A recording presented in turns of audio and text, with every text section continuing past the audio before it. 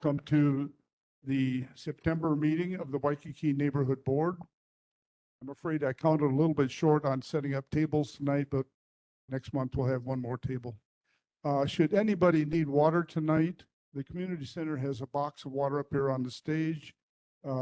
Just help yourself.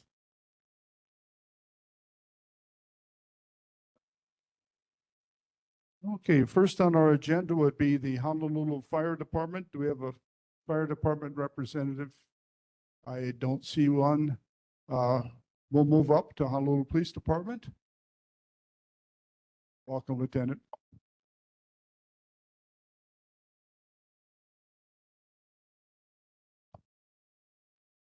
Hi, good afternoon, friends. My name is Lieutenant Steve Keel. I'm the Night Watch Lieutenant here in Waikīkī. Cyrus Hanuna, the Day Watch Lieutenant, is joining me. I'm going to share some stats with the board and community members from the month of August. And then I'll highlight that versus the previous month of July. For the month of August, we had 3 robberies in our neighborhood. Previous month was 1. Burglaries, we had 6. Previous month was 12. Thefts for the month of August, we had 148. The previous was 133. UEMVs, that's the car break-ins. We had 7 of those. Previous month was 13. Assaults, 48. Previous month was 43. Sex crimes, we had 5 for the month of August. Previous was 4. Speeding, we had 13 citations given. Previous month, July, we had no citations given for speeding. Parking, 2,296 parking citations were issued in the month of August. July, we did 2,332. Loud muffler, we gave 14 citations for loud muffler in the month of August. Previous July was 4. Park closures, primarily done by the ATV detail. The way that they broke it down is there was 34 citations given in the month of August for park closure, and 25 people were actually taken to jail, probably because they had previous citations. Previous was 74 and 22. Total calls for service that the police department handled for the month of August was 4,926 calls. That's up from July, which we had at 4,400. I know DUI stats are important. Cyrus is outside right now seeing if he can't get me those numbers. And depending on how long we talk together, I can circle back and share those with you folks. Yeah. While we're waiting, members of the audience, do you have questions for the Honolulu Police Department? Go ahead, please use the microphone on this side of the room. Eric Street. I live over here at Lili'uokalani Gardens. Hey, Ed. I was just curious for the police. So there's a lady that's lives in the building next to ours or adjacent to ours, the Alawai Alani, and she's feeding all these birds. I've lived here for 22 years in that building. I've addressed her personally, but she's going around feeding at the school and just in general over at areas, and especially at our, it's not a banyan tree, but that front tree in front of Lili'uokalani Gardens. It's creating a noise hazard and, pollution with that. I do believe feeding birds is illegal, but I just want to know how to address it further than already telling my security people at our building and our board and other people. Sure. So, well, thanks for being here. Thanks for participating. A couple comments on what you just said.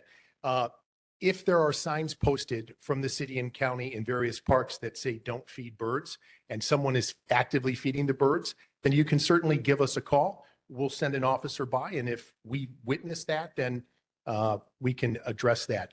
I'm happy to hear that you, on the private side of things, if it's on private stuff, then you'd have to run through your HOA and your board. Does that kind of give you a little bit of guidance? So if there's signs posted in the park, and that's key for us, signage is super important. If the parks or where she's feeding it is, if there's signs posted, that gives us the ability then to possibly, with our discretion, take enforcement action. Isn't it on the Alawai? Aren't they posted kind of similar to the fish, feeding the fish? They probably are. I'm just sharing with you that it's important for us when it comes to possibly taking an enforcement route. signs are super important. And as far as DUIs go, I'm sorry, gang, we did 26 people were arrested for impaired driving in our Waikīkī neighborhood for the month of August, 26. Yeah.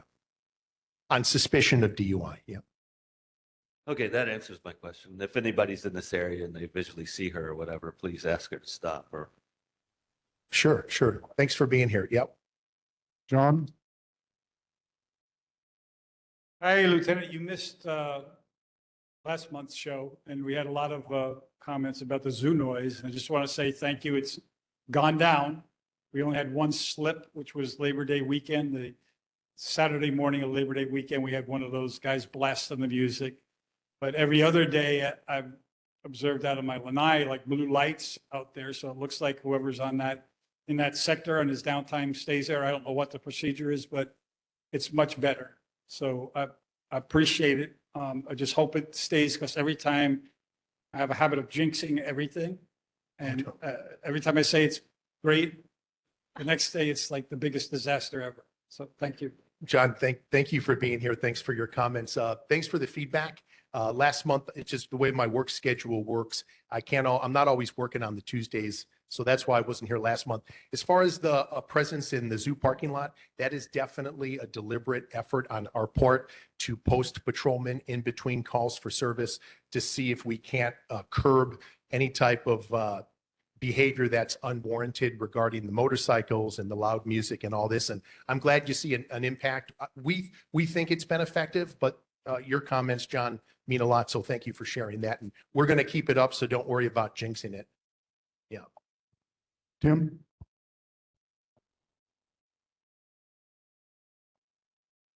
Yeah, good evening, everybody. I had a question in regards to your district and the next district. Is the boundary Alawai Road over near the golf course? Is it Mackay of Alawai Road is your district? So just to kind of use, let's say, a landmark, the library is not our district. On that library on the side along the Alawai, that's going to all be us. So coming down Kapahulu, the gas station directly across from the gas station, that's going to be District 7. And then Mackay, like you're saying, kind of where that bus stop is, where the promenade starts, that's going to be us. Okay. We had a problem with the Alawai Golf Course, which was the other district. Took 5 months. They cleaned out that area. They put up no trespassing signs, government property. And the homeless are so ingenious, much more than our leaders, because all they did was move across the road, and we could go out this door right here and look across the street, and the encampment has now moved Eva of the Blind Library just off the fence on this side of the road. So I contacted the mayor, the chief of staff, and the homeless czar. And the homeless czar's reply was, oh, we knew that was going to happen. So I just want to let everybody know, I don't understand why they don't think this out. Why are the homeless smarter than our city leaders? Seriously, we should hire them as core council because they seem to be smarter than our leaders. And I just drove by there. We could walk out this door, walk to the end of the street, and there's another encampment. That's Parks and Rec. There's signs up, no tents, no dogs, no smoking. I observed all of those things that were in violation of the sign. So I just want to let everybody know what's going on. Thank you. You're welcome, sir. Other questions from the audience? Yes, ma'am. I'm Catherine. I'd just like to piggyback on what was said because the screaming that goes on every night now is closer to us because they're kind of like the Lokahi canoe area, right at the end of the Alawai. All the stuff is lined up, and then they sleep underneath the picnic bench there. So it's all building up right at the end of the Alawai now. Thank you for the feedback. So just a couple of things. That's definitely going to be in the D6 zones. At nighttime, we have the ATV unit specifically tasked with clearing the parks and the beaches. And what I can do, if this is something that has kind of been something maybe that hasn't been addressed, and maybe it's been overlooked by us at nighttime, it's certainly something that we can direct and see if we can't get back there. Now, the other thing, and I'm sure you folks have seen it, just like I have, because I live down here, there's this cat and mouse game where we go out, they see us doing enforcement in a particular area, they move all their stuff. My officers go somewhere else to do enforcement, and then they kind of piggyback right back in. So not an excuse. We want to obviously take enforcement action when appropriate, but to what the last gentleman saying was speaking is, they're a little bit savvy, right? They move and then they come back, and they move and they come back. And it's kind of like, unfortunately, to our detriment, it's a little bit of a shell game. Yeah. So. Yes, ma'am. Lady in the front, please use microphone. Hi, Kate Thompson. I'm going to be talking in just a minute, but I just wanted to clarify that HPD does not give parking tickets in the Alawai Boat Harbor. Is that correct? Per se, like on a daily basis? So no, that's not fully correct. The Alawai Boat Harbor, there are private, how's this? There are private meters that we would not ticket for, but the boat harbor itself, where you have that large open area, that parking lot without the meters, that is definitely an area that we take enforcement action if need be, and we do patrol that area nightly. But not like people giving parking tickets per se. It's more like other crimes and that sort of thing. Not necessarily. I Okay. don't know specifically because actually, if I'm not mistaken, those stalls, even though they don't have meters, it's a park closure in that area. So we would need to move all the cars out of there. At 10:30, yeah. Yeah, the stalls that are closer, let's say, to the boats, we'll say on the Eva side, if we were pulling into the boat harbor on the Eva side, yeah, that's all private stuff. Along to behind the Ilikai, wrapping around there by the Prince, all that area there is all private. Paid parking. Paid parking, yes, yeah. ma'am. Thank you very much. You're welcome. Thanks for being here. Other concerns from the audience? From the board, Ken, I thought I saw your hand up. Ken, did? Okay. Go ahead, Rolf. Aloha. I just want to say thanks. I live at the Waikīkī Grand and had the motorcycle rubbers right across the street from us. And that your presence there has stopped this. We now see them sometimes gathering there, but they don't sit and rev their motors. They bond with each other, whatever they're doing down there. And when they're ready to go, they fire up their motorcycles and they leave. Hear the very pleasant sound of that Doppler effect of the disappearing motorcycles. And I just wanted to say thank you that your presence has definitely made a difference. Well, you're welcome, and thanks for the feedback. And we'll continue to do what we're doing to make sure that things are still going in the right direction with that. Thank you. Yeah, thank you. Any other questions for the Honolulu Police Department? Go ahead. I actually have 3 questions. Hopefully they're quick.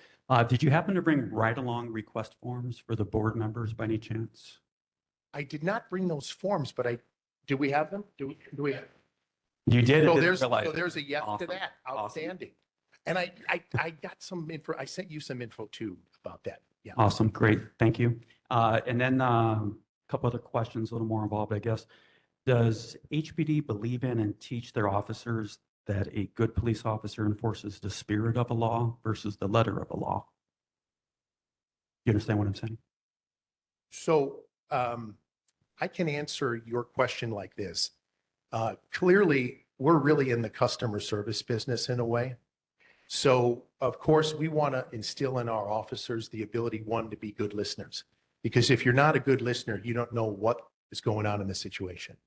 When it comes to police work and investigating crimes or traffic infractions or whatnot, officers have a level of discretion.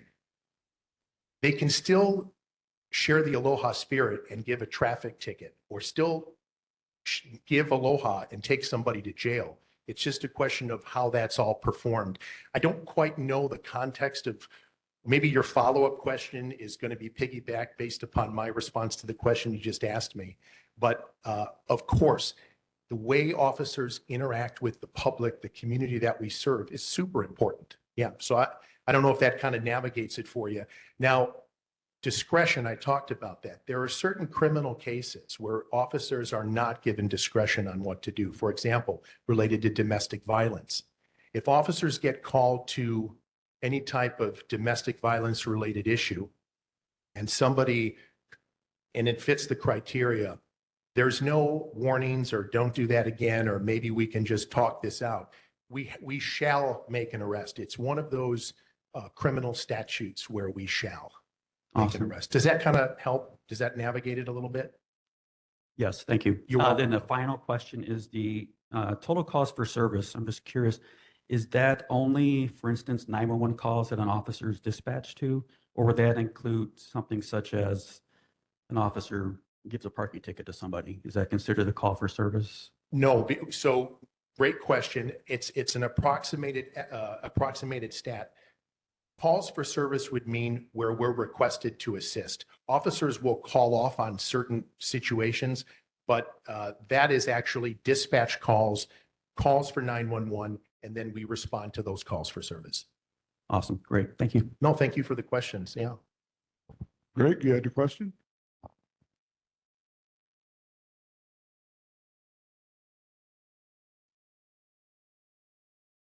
Aloha, how are you?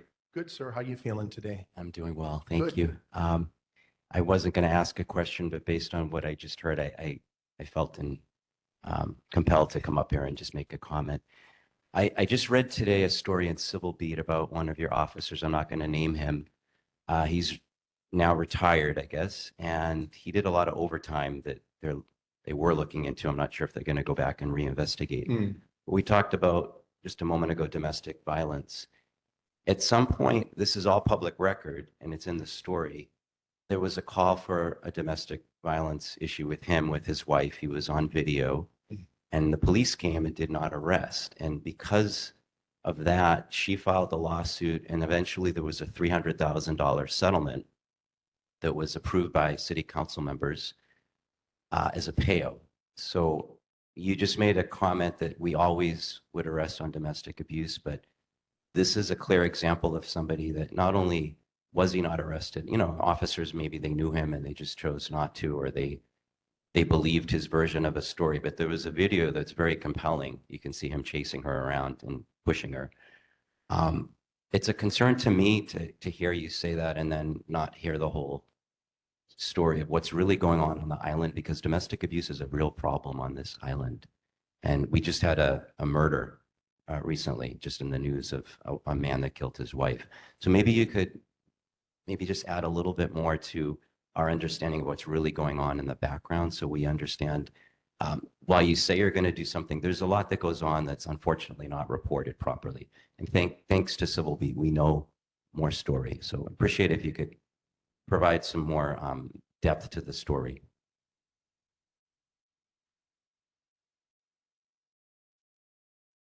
Okay. So let's just kind of unpack what we all heard. What I heard was, Steve, you just told me that your officers shall arrest in all domestic violence cases, but I'm going to cite a case from 6 years ago where that didn't happen. So maybe you're not being truthful with us tonight. That's how I'm interpreting that. And it's not personal. Let me clarify a couple of things. Those officers that didn't make that arrest, they were disciplined because of that. I can't go into detail, but clearly in that situation, it was mishandled. That situation is not indicative, though, of the calls for service that come in every day related to domestic violence, unfortunately, and officers don't do their job. You're highlighting a situation that was in the past. But please know that when I come and speak to you folks, I'm not trying to be deceptive. I'm not trying to not share with you how we operate and how we do things. And that's an important takeaway. When we come and speak to you, we're going to be as truthful as we can be with the information that we know. And the situation that you're citing, and I agree with you, domestic violence is extremely serious.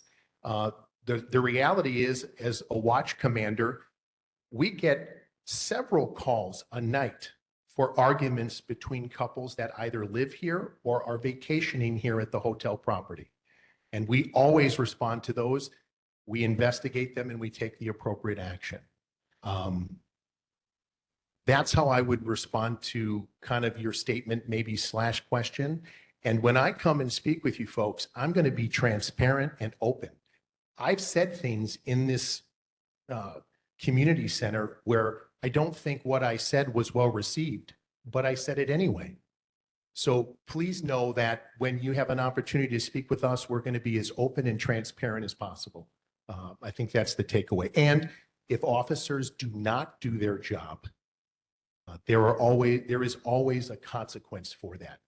Nobody gets away with not doing their job. There's too many checks and balances within the police department.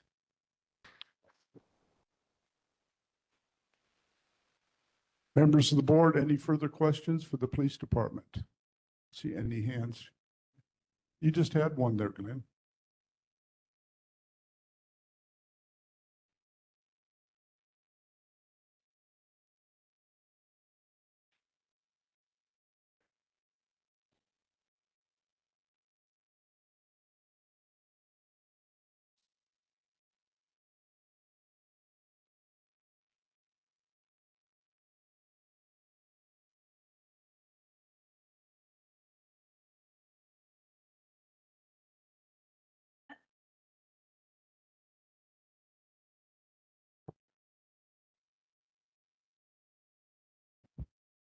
Heard what you said.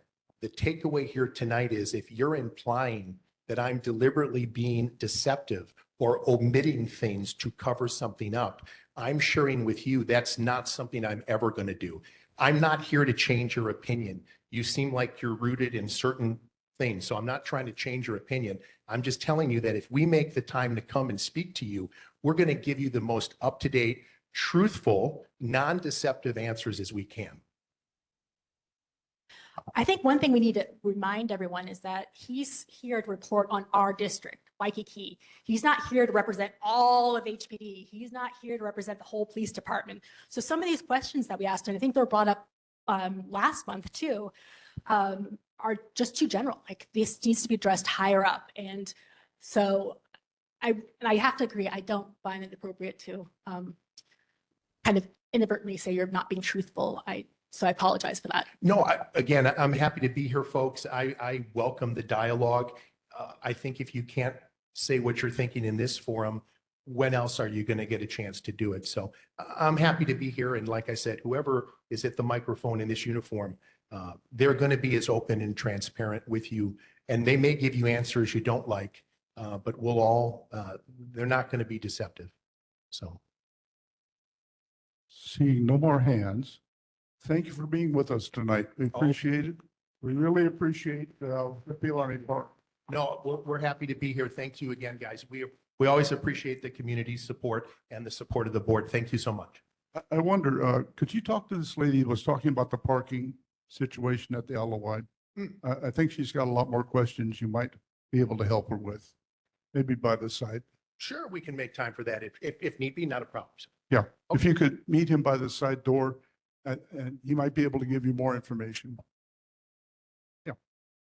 Don't worry. Guys, if I'm not back in 15 minutes, come check on me, okay? Said the guy with the handcuffs. Board of Water Supply.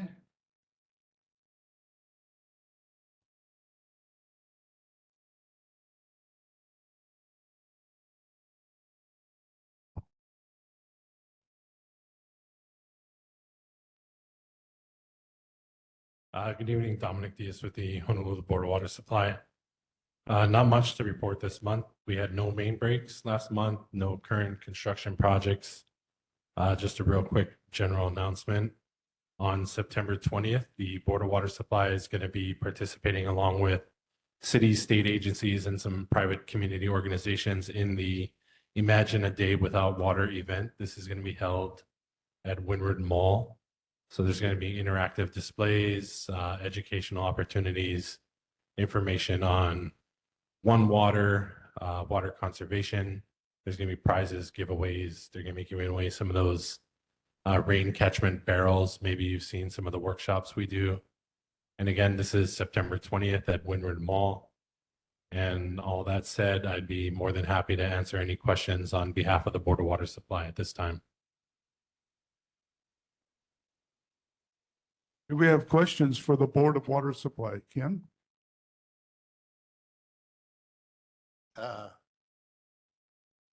You come every month and your reports are very brief and understandably so. No reason to just talk and talk and talk. And our agenda is very full and we hardly get time to get through everything. I had a thought. In fact, it wasn't my thought. It was a former board member who left the board because she was unhappy with the agenda and how crowded it was and how fixed it was. If you came once every quarter, would it make a big difference? It wouldn't. I mean, I could submit a written report on a monthly basis highlighting main breaks. I could come in person if and when we get around to, I know we do have in a couple of years some construction projects planned. I could come and speak to those when relevant. That's up to you guys as a board. I'm just here to I don't know, other board provide an members update. may So, feel differently. It's just something I Yeah. thought, why make you come every month? Yeah, I think, yeah, as an organization, we kind of made a dedication to try and get to every neighborhood board and hear all of the concerns through the different communities and be there to take and answer questions. So I'm open to any suggestions. Thank you. Any other questions for Board of Water Supply? Anything online? Nothing. Dominic, thank you right, for being thank with you. us tonight. Appreciate it. Is there a representative from Ocean Safety here? I know that was, it was requested to put it on the agenda, perhaps next month.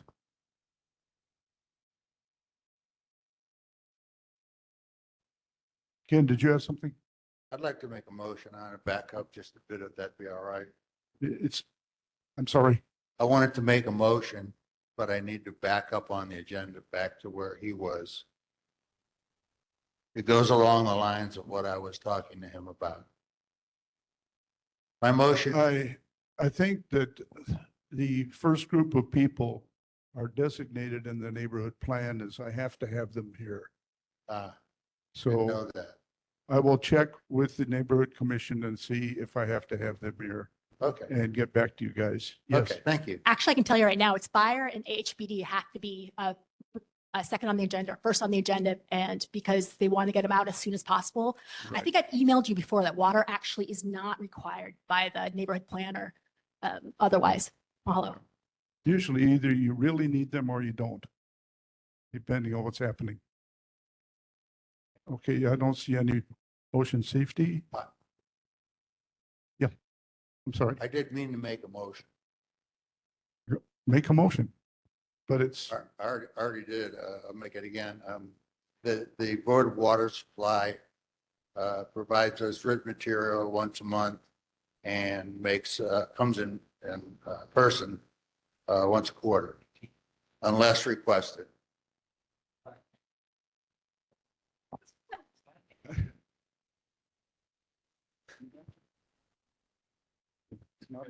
We second.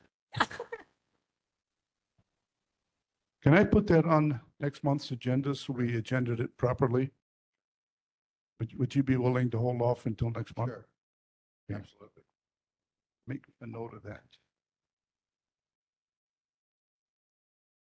Okay, next on our agenda is citizens' concerns. Basically, we offer 2 minutes to anybody with a citizen's concern. I know the lady by the door has one, so we'll wait for her.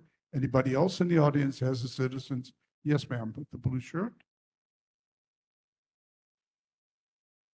Thank you, Catherine Lee again. I have been requested to bring to your attention that the traffic light on Ohua turning onto Kuhio seems to be a little short. So apparently when people are lined up to turn left onto Kuhio, heading toward Diamond Head, people get very impatient. They start honking at the tourists who are crossing the street because it's too short. So I don't know who could maybe make a suggestion that there's an extension of the period of time between the light change. But it was brought to my attention by our general manager on the property. Thank you. This is Ohua. Ohua, it's the next left going up to Kuhio and then left on Kuhio, that light right there on the intersection. It's too short crossing the intersection. Right, correct, on Ohua and Kuhio. Thank you. Yes, John, followed by Tim.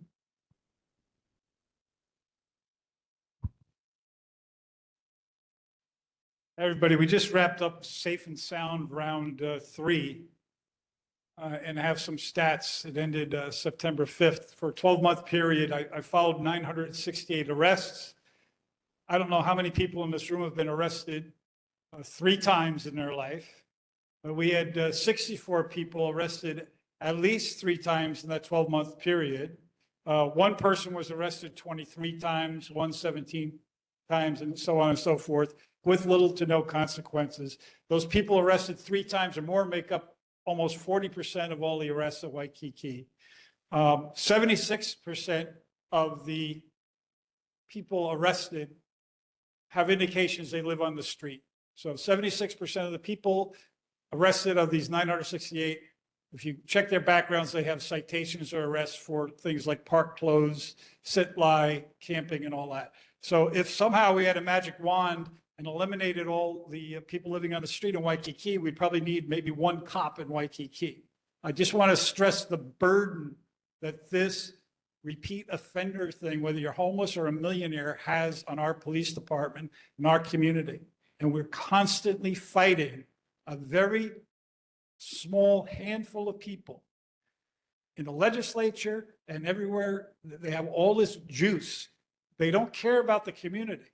Their priority is about the rights of criminals and the rights of the homeless without any consideration for the damage to the community. And the Hawaii Constitution, unlike the US Constitution, puts in it that we have the right, everyone has the right to life, liberty, and pursuit of happiness. That's not in the American Constitution, that's in the Declaration. They affect our rights, they affect our life, and we got to get 20 times more aggressive about it than we have been, because now we have the backing of the US Supreme Court, the Hawaii Court, and the White House. Thank you. Tim, followed by the lady with the parking issue. Tim? Yeah, Bob, at last meeting, the bus lane on Kuhio, I was wondering if there was any advancement of removing that down towards Kapahulu, what the status of that was. And also, I'd like to let everybody know I was texting with our mayor about some of the crime and people hanging out in Waikīkī at the cement picnic tables. He texts me back, he goes, serious about calling the cops if any of these guys do anything inappropriate. 0 tolerance. HPD is on full alert with respect to how we are going to deal with bad behavior. That's our mayor. Okay, so I encourage every one of you, if you see something out there that is not kosher, call HPD. The mayor has said 0 tolerance. I don't know if that's going to reflect down to the people that have to deal with this, but it's a community effort. If we want to live without crime, without mentally ill people running around harassing people, it's our responsibility. Don't walk by. Saturday, I was parked on Kawakawa. A mentally ill woman laid down right in the middle of Kawakawa, on her back, screaming obscenities, waving her arms and legs. This is right after I talked to the mayor. I called HPD, I got out there, I stopped traffic, and HPD showed up, and it was like, what do you want me to do about it? Okay, Thank you. Okay, I've got,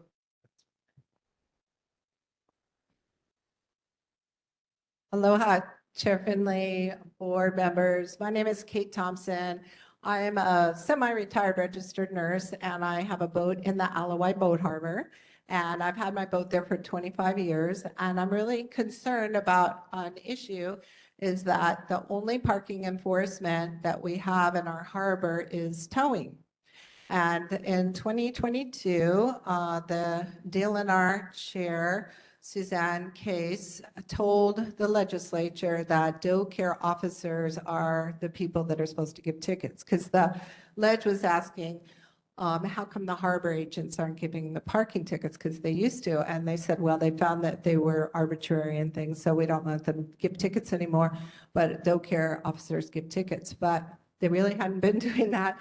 And we just went through Division of Boating on DLNR. There was a 3-year contract made with Secure Parking to run the paid part of the parking and also the signage. And what we found is that Secure Parking gives the meter information directly through software to the tow company, and nobody's going around marking tickets, although the Board of Land and Natural Resources sort of assumed that that was going to happen with the Secure Parking contract. So what happens is that the only enforcement and first enforcement of a meter overstay is being towed. So DLNR is allowed to make contracts recently as of 2022, direct issuance contracts for a parking. And they can set it up just like the zoo, because this is public recreational parking. They could be giving a $20 ticket, or they could give a $35 ticket, which is like Doe Board DLNR. So we're done with the 2 minutes, but I just want to encourage the board to write a letter saying that we would like to have a ticketing phase again instead of instant towing, where 2,500 cars were towed last year from the harbor. Thank you very much. Chair. And only 4 tickets were given, by the way. Yeah, I Thank you. mean, I think she has a legitimate point. I mean, it does seem kind of screwy to just tow first. I mean, you would think there ought to be some sort of a graduated range of responses. So I don't know whether either it's not on the agenda for action, but whether we want to think about that, or if you want to stick around, I mean, and wait until the governor's rep shows up, or maybe Senator Moriwaki, and talk with them. But I mean, I think she's got a point that we ought to take a look at, sir. yes, Daniel. Can I encourage her to draft a letter and submit it to the board for review?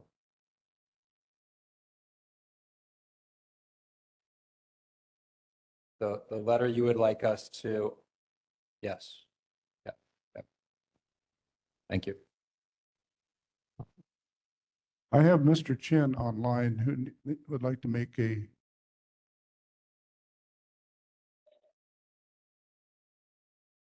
Good evening. You folks hear me okay?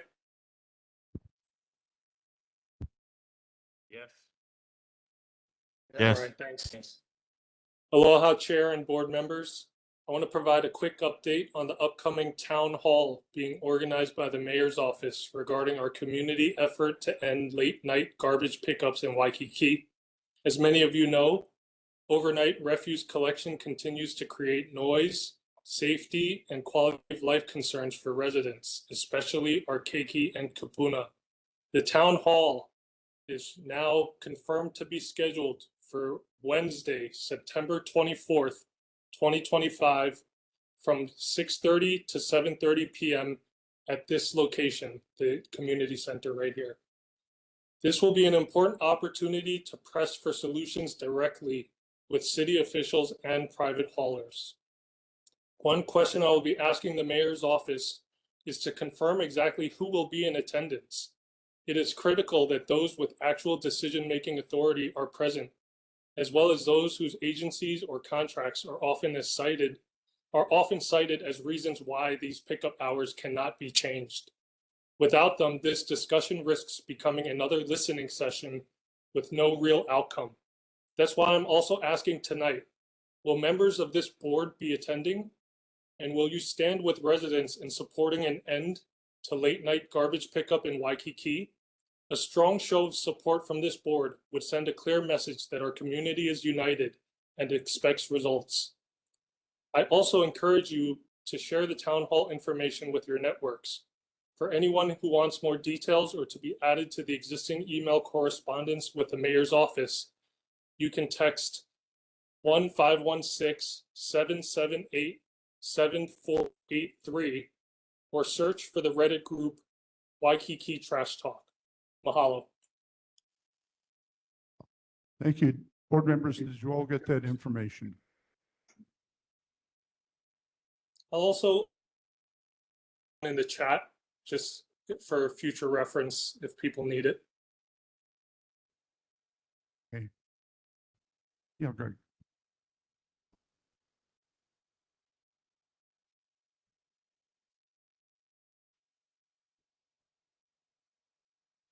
Aloha. Thank you for providing that information. This was a little out of sequence, but I did email you regarding this event, and I was going to email you again, and I'm going to do it now is what I was going to email or ask you.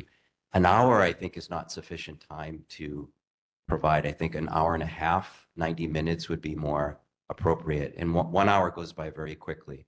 So if it could be extended by 30 minutes, I think that would be beneficial, especially going through all the effort to bring the parties here. I did ask for the notice. Is the notice available?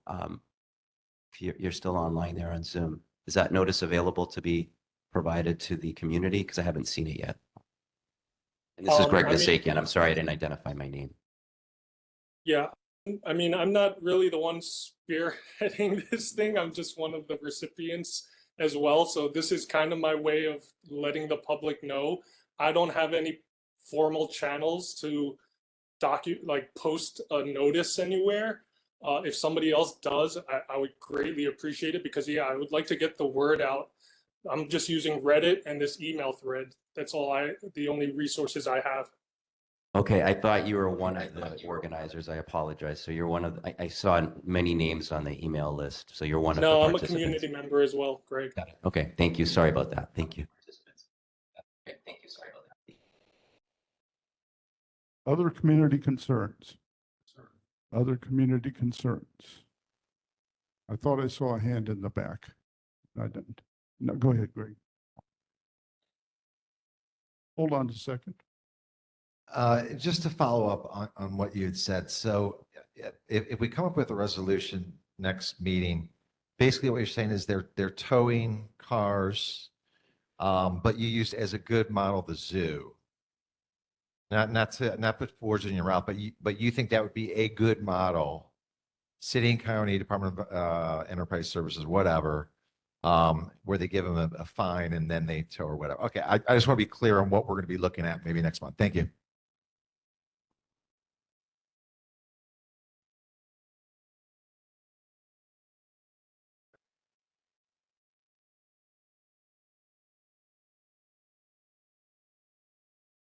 Go ahead, Greg. Okay, again, Greg Misakian. I apologize earlier. I thought he was part of the group organizing that. I just wanted to make a comment on what we were speaking about earlier with HPD. And I know the Officer Keo got a little bit defensive, and I understand, he's in a position of being a spokesperson for HPD, but I was a bit surprised at how defensive he got and how he tried to turn some of the words around. I will ask everybody to take the opportunity when they have one to read the Civil Beat story that came out today. The title is HPD Tried to Fire This Cop. He's retiring with a giant pension instead. He's going to get about $200,000 a year. And he was the one that was involved in a domestic violence incident, which resulted in a $300,000 payoff to his wife. They're now divorced. A concern I have for this board, and I think you should bring it up and maybe you can discuss in your public safety committee where you talk about police a bit, is that we need to understand there's a lot of backstory. And I was able to actually find by accident the reports on HPD officers that are disciplined. And it's quite extensive when you start to read a lot of the things, and some of it is domestic abuse. So there are reports available. You have to search and dig them out. Maybe John can help us. I know how to find them, and the other aspect of this is until we get enough police force and actually have officers that are truly working the overtime that they say they're working. This gentleman actually reported 2,375 hours of overtime last year, if you can imagine that. So he did it for his pension. He's now retiring with $200,000 a year, which is almost as much as the chief is going to get. That's unattainable to continue. That can't continue for our community because we're going to be paying taxes on that and liability for the community and I'll wrap it up, where we're not going to be able to support these huge pensions going forward. And this did happen where I used to live in San Jose, California, and their property taxes are astronomical. So thank you. Thank you. Any other citizens' concerns on items not on the agenda? Rolf? Just occurs to me on this town hall meeting on the rubbish collection, are the ratepayers being invited? The people that are paying for this service? Because if we're not talking to them, I think we're just, whistling in the dark. There's certain, these people are paying a lot of money, sometimes usually $2,000 to $4,000 a month to have rubbish collected. And there's a reason that they're having it done at these times that are objectionable to other people. So unless we have the ratepayers as part of this town hall, I think that we're just really wasting our time. No, I don't know. I'm not familiar with how it was organized. Go ahead. Hi, Nate Sirota. I'll talk to the organizers of the event to see what kind of outreach they're going to do on publicizing it, because it sounds like more and more that this needs to be a more formal meeting where there's public notice given, where there's an agenda that's put out. So I'll talk to them, particularly as it obtains to like OIP and things like that, because this sounds like it's going to be something that may lead to potential decisions being made in the future. So you bring up a good point that everyone should have an open invitation to this meeting. Nate, if you're talking to them, you might mention they might want to start earlier than 6:30, because I was told today that except for our meeting at 7:15, they lock the gates. So basically, their meeting has to be done between 7 and 7:30. So My understanding is that the doors open at 6 and the meeting starts at 6:30. Yeah. Maybe they can switch that so that the meeting actually starts at 6. Yeah. Yeah, because an hour will go by very fast, especially with such a very contentious topic. Any other items for citizens' concerns that we haven't heard yet? Hearing none, we'll move on. Is there a representative here from the State Department of Public Safety? There was supposed to be one.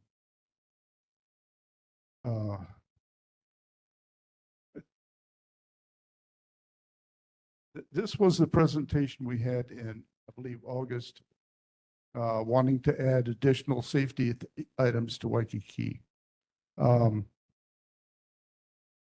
Since there's no representative here, it's darn hard to take a vote on it. Ralph, please use the mic. I would like to share that we have had a meeting with this organization and have agreed in principle that our hotel will be providing videos. We will be providing space for drones. And it's a very interesting program. They initially learned about this from Miami, I understand, and then found great success in San Francisco at Union Square, where these drones can respond to a police call in 30 seconds, whereas it would take several minutes for a police squad car to get there. So I have agreed for our building, or our board has agreed to allow drones on our rooftop. And they also will be placing a special box on our rack for our 64 cameras to take those cameras that are facing the street, and they will be watching those in their own facility so that they are able to, again, decide to send drones or whatever. So that we don't have to provide any videotape, any tape of events that are happening on the street cameras, because they've already been sent into this central office. So I am disappointed that they're not here, and I certainly would have been willing to make a motion that we support this project. And it seems that it's been on the agenda. How many members of the board did not see the original presentation? Were you all here for the original presentation? I suppose we could take a vote to support the concept of this program. Is there a motion to that? I'll move that we support this program as the neighborhood board member supports this program. Please use the word concept of the program, since we don't have the exact details. Certainly, yes. Yeah, the concept of this, that we wish to agree to support the concept of this program. Is there a second? We have a second. Is there discussion? Oops, sorry. Go ahead, John. Yeah, real quickly, I support this, but I believe, unless I've lost a few brain cells, you guys were in the middle of a vote the last time. I don't think Mike Lampert needs to come back. It was just some objection was made. For whatever reason, we ran out of time. So I don't think Lampert needs to be here. Okay, thank you. Yeah, yeah, I agree. I mean, I thought we were going to vote to support this thing like months ago, and then there was some technical question about whether something was posted on Google Docs or whatever, and we got nervous, and so we delayed the meeting. But even though they're not here, I mean, if we've all heard the presentation and we're all basically comfortable with what it is that they want to do, then I don't see why we can't go ahead and support it. Any further discussion on the matter? Jacob, you had a further discussion. Thank you, Chair. Jacob Litzak, concerned member of the public. I would like to say that, I too support the concept of this plan. We got to leverage our modern technology and tools to make sure that we have a safe neighborhood to live in.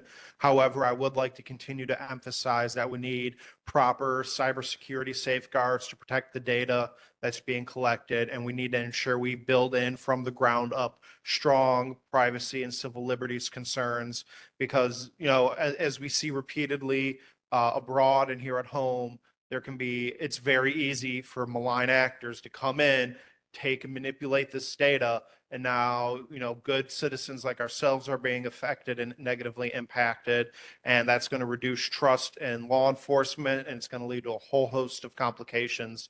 So I urge who's ever listening, our state representatives and the people working with the governor and Department of Public Safety, from the ground up, you need to build strong cybersecurity protections and privacy and civil liberty protections. Thank you. Thank you. Any further discussion on this matter? I would like to add that in my meeting with them, they have set some very secure programs, including the fact that there will be an additional box so to connect to our cameras to their central location. I can further tell you that I have the same kind of concerns. And before we execute any contracts with any vendors or anyone of this kind, we always send it to our legal representatives. And so I think that there is a lot of scrutiny on this. They've done a lot of preparation on this job, and I think we can be secure that it's going to be useful. I'm going to ask our neighborhood assistant to take a roll call vote on this. I actually have a question that maybe somebody on the board can answer about this. Does anybody know what the procedure is for dealing with another law enforcement agency requesting information? Specifically, I'm wondering, for instance, if ICE comes in and says, I want this information from you, does anybody have any idea if we are cooperating with that, or is this only for the state of Hawaii law enforcement? Anybody have any idea? Okay. I believe when I heard the presentation, it was from state of Hawaii to HPD alone. There was no mention of going out of the state. Okay, thank you. Greg, you had a.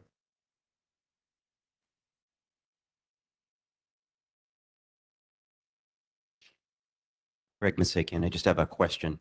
I didn't have a chance to go to look at the Google Drive to see if it was just the presentation, but are you voting on what was previously put up, which was a PowerPoint presentation? Yes. Okay.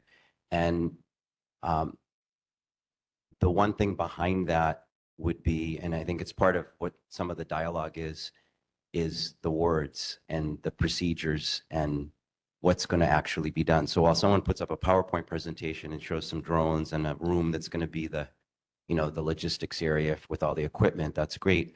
But just knowing what's behind it to maybe answer some of these questions, was that ever provided to this board for review as like a legal document or some document to show what they're planning to do in writing from the Department of Law Enforcement? The presentation is up on the Google site.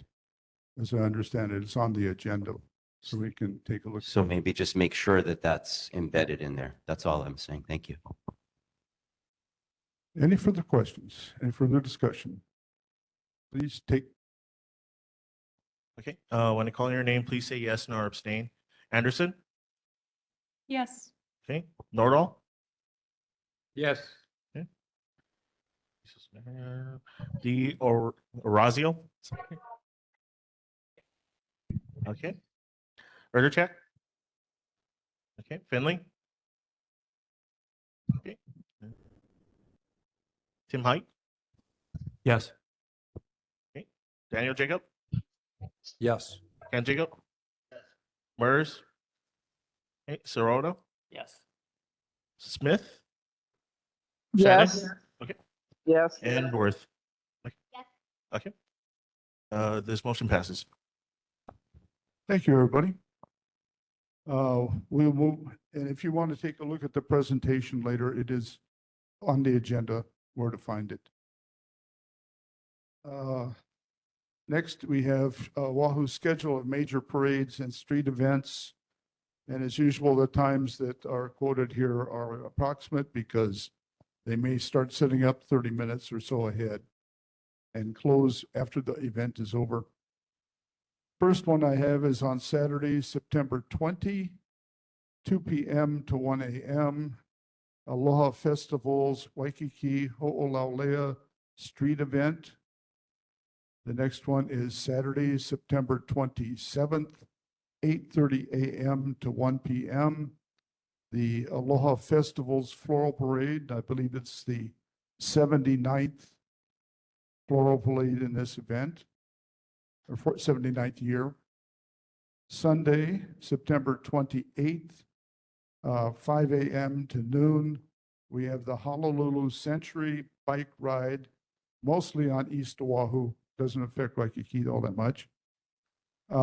Saturday, October 11th, 2 p.m. to midnight, the Flavors of Hawaii Festival. Sunday, October 12th, 6 to 10 a.m., More Than Pink by Susan G. Komen, basically in Kapiolani Park. Saturday, October 18th, 3 p.m. to 6 p.m., we have the Honolulu Pride Parade.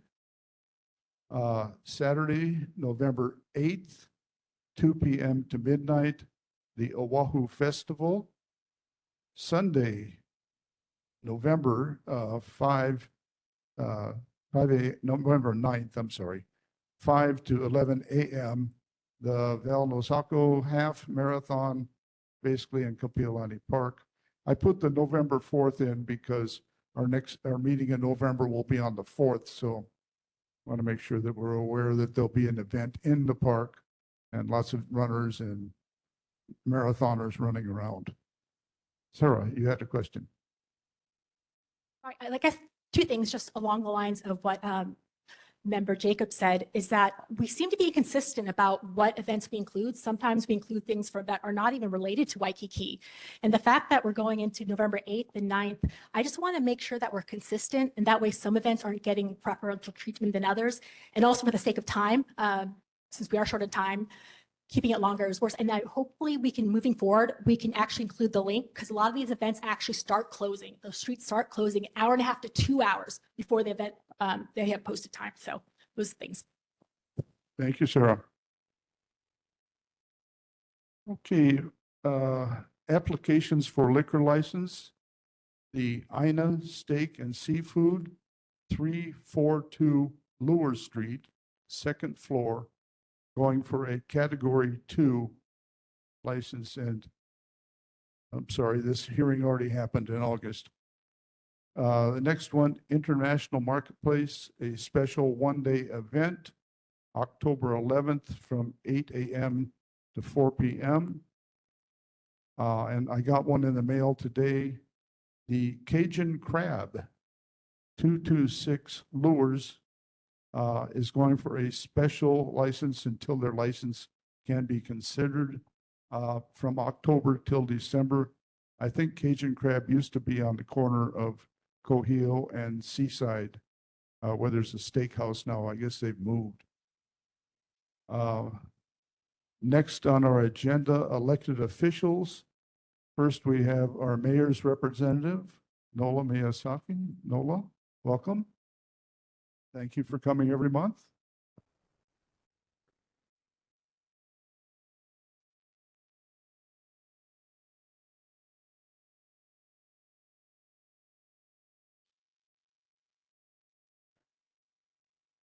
Aloha, Chair Finley and members of the Waikīkī Board and residents. Good evening. So for the mayor's report, I'm just going to give a couple highlights from the mayor's newsletter for the month of August and actually the month of September. And you can find it online at his website. So, but basically there's a lot of information here. I guess what I wanted to highlight is that there was a really important meeting from the HUD Region 9 Administrator who came down to Honolulu, met with all the mayors in the state of Hawaii, including Mayor Blangiardi, really affirming their commitment to Hawaii and the homelessness and the affordable housing. And the meeting really highlighted the importance of leveraging federal, state, and county resources to address immediate housing needs and long-term solutions, recognizing that the strength of Hawaii lies in the ability of leaders to work collectively. And fortunately, the meeting reaffirmed HUD's commitment to Hawaii and the mayor's shared determination to ensure that every resident has access to safe, stable, and affordable housing. And so I think that's a real important area for the area for Waikīkī neighborhood. And other than that, there was some exciting news. The rail continues. The rail broke ground on the stations across the third segment of the rail from Kalihi to Kaka'ako. And also, we're very excited to say that the junior lifeguards went to Maui and won the state championship. So hopefully that's great news for the future of your beaches around the island and including Waikīkī. So for the just follow up from last month, there were a couple items. I guess one was the road repavement. Member Filek wanted to know the timeline for Tusitala Street repaving, and the response is from DFM. Actually, I think this might have been from the month before, July. Tusitala Street has been on the list of candidate streets for the capital improvement project rehabilitation of streets since fiscal year 2023. DDC is in the implementing agency for these projects, and they will need to program a design project subject to availability of funds, utility clearance, and staffing manpower. It is suggested that DDC provide a timeline for the resurfacing project. And recently, the Department of Facilities Management investigated the condition of the Tusitala Street and determined that two sections of the street, first between Kailani and Kapili, and two, Diamond Head and Tulilo Kalani Avenue, are in need of resurfacing. In the interim, while DDC programs their resurfacing project, DFN will schedule temporary in-house repairs on the Mackay side of Tusitala Street that appears to need immediate repair by the end of 2025. As part of this work, Tusitala Street may need to be temporarily closed, or at a minimum, one lane will need to be taken out of service while pavement repairs are being conducted. Emergency services and local traffic accessing driveways will be accommodated during that repair work. Another issue from last month, block sideway indicators. Board Member Smith raised concerns that the signage for block sidewalks is unclear or inadequate. Again, this is from the Department of Facilities Maintenance. DFM received service request from Sharon Smith, SR 62898 for 2463 Kuhio Avenue. The sidewalk has been fully reconstructed, as well as the planter strip. Sidewalk is now fully open. SR 66256 for 2270 Kuhio Avenue. Sidewalk reconstruction has also been completed and is fully opened. And finally, SR 66451 for 2211 Kuhio Avenue and 400 Royal Hawaiian Avenue. The sidewalk is currently being tiled as of 9/2/25. The sidewalk will remain closed for the next couple of days for safety purposes, and sidewalk closed signs are posted on both ends of the construction. The sidewalk work is being done via a contract for the Department of Facility Maintenance. Okay, and then there was another one related to that. I think it was, I'm sorry, no, this is a different issue. 2256 Kuhio Avenue, the abandoned property at Seaside, and I believe Council Chair Waters is working on this. And then the final matter, the roosters population. Resident Powers raised concerns about roosters in the Alawai Promenade. And this answer is from the Customer Services Department. For feral chickens, please have constituents contact our contractor, Sandwich Isle Pest Control, at 808-900-6984. So that's 808-900-6984. Trapping on city property is available at no charge. Trapping on private property is available for a fee. Sandwich Island Pest Control has received multiple complaints about feral chickens at this location and has previously attempted to trap there. However, they consistently ran into issues with their traps being damaged or tampered with. CSD has forwarded a copy of the complaint to the contractor. So I think that takes care of all the complaints from last month. Do we have concerns for the mayor? Greg?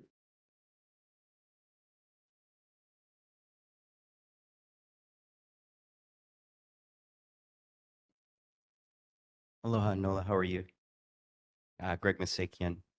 I happened to be at the state capitol a week ago, and I was looking at some of the new construction that they have there, the steps that they have. And as you recall, we discussed a number of times some steps that were going from where the new Foodland is, the building. I can't remember the name of the building, but the steps, the flagstone steps that go down to the sidewalk, which has the same material, the same flagstone, and being very difficult to, when you look at it, to know the depth. So there's been people falling and getting injured, and there was really no resolution to that. We went back and forth. But if I could bring this, could I just bring this up to show you this photo? So this is a photo of the steps, and you can see what they did on the edge of the steps. And maybe what I can do just quickly while I have my 1 minute left is walk around to show everybody. So these are new steps that are at the state capitol. You can see the tape. They've got it right now. It's like a tape. I don't know what they're going to do for a permanent on a permanent basis, but you can see that they've got it because the steps are very low. They're shallow steps.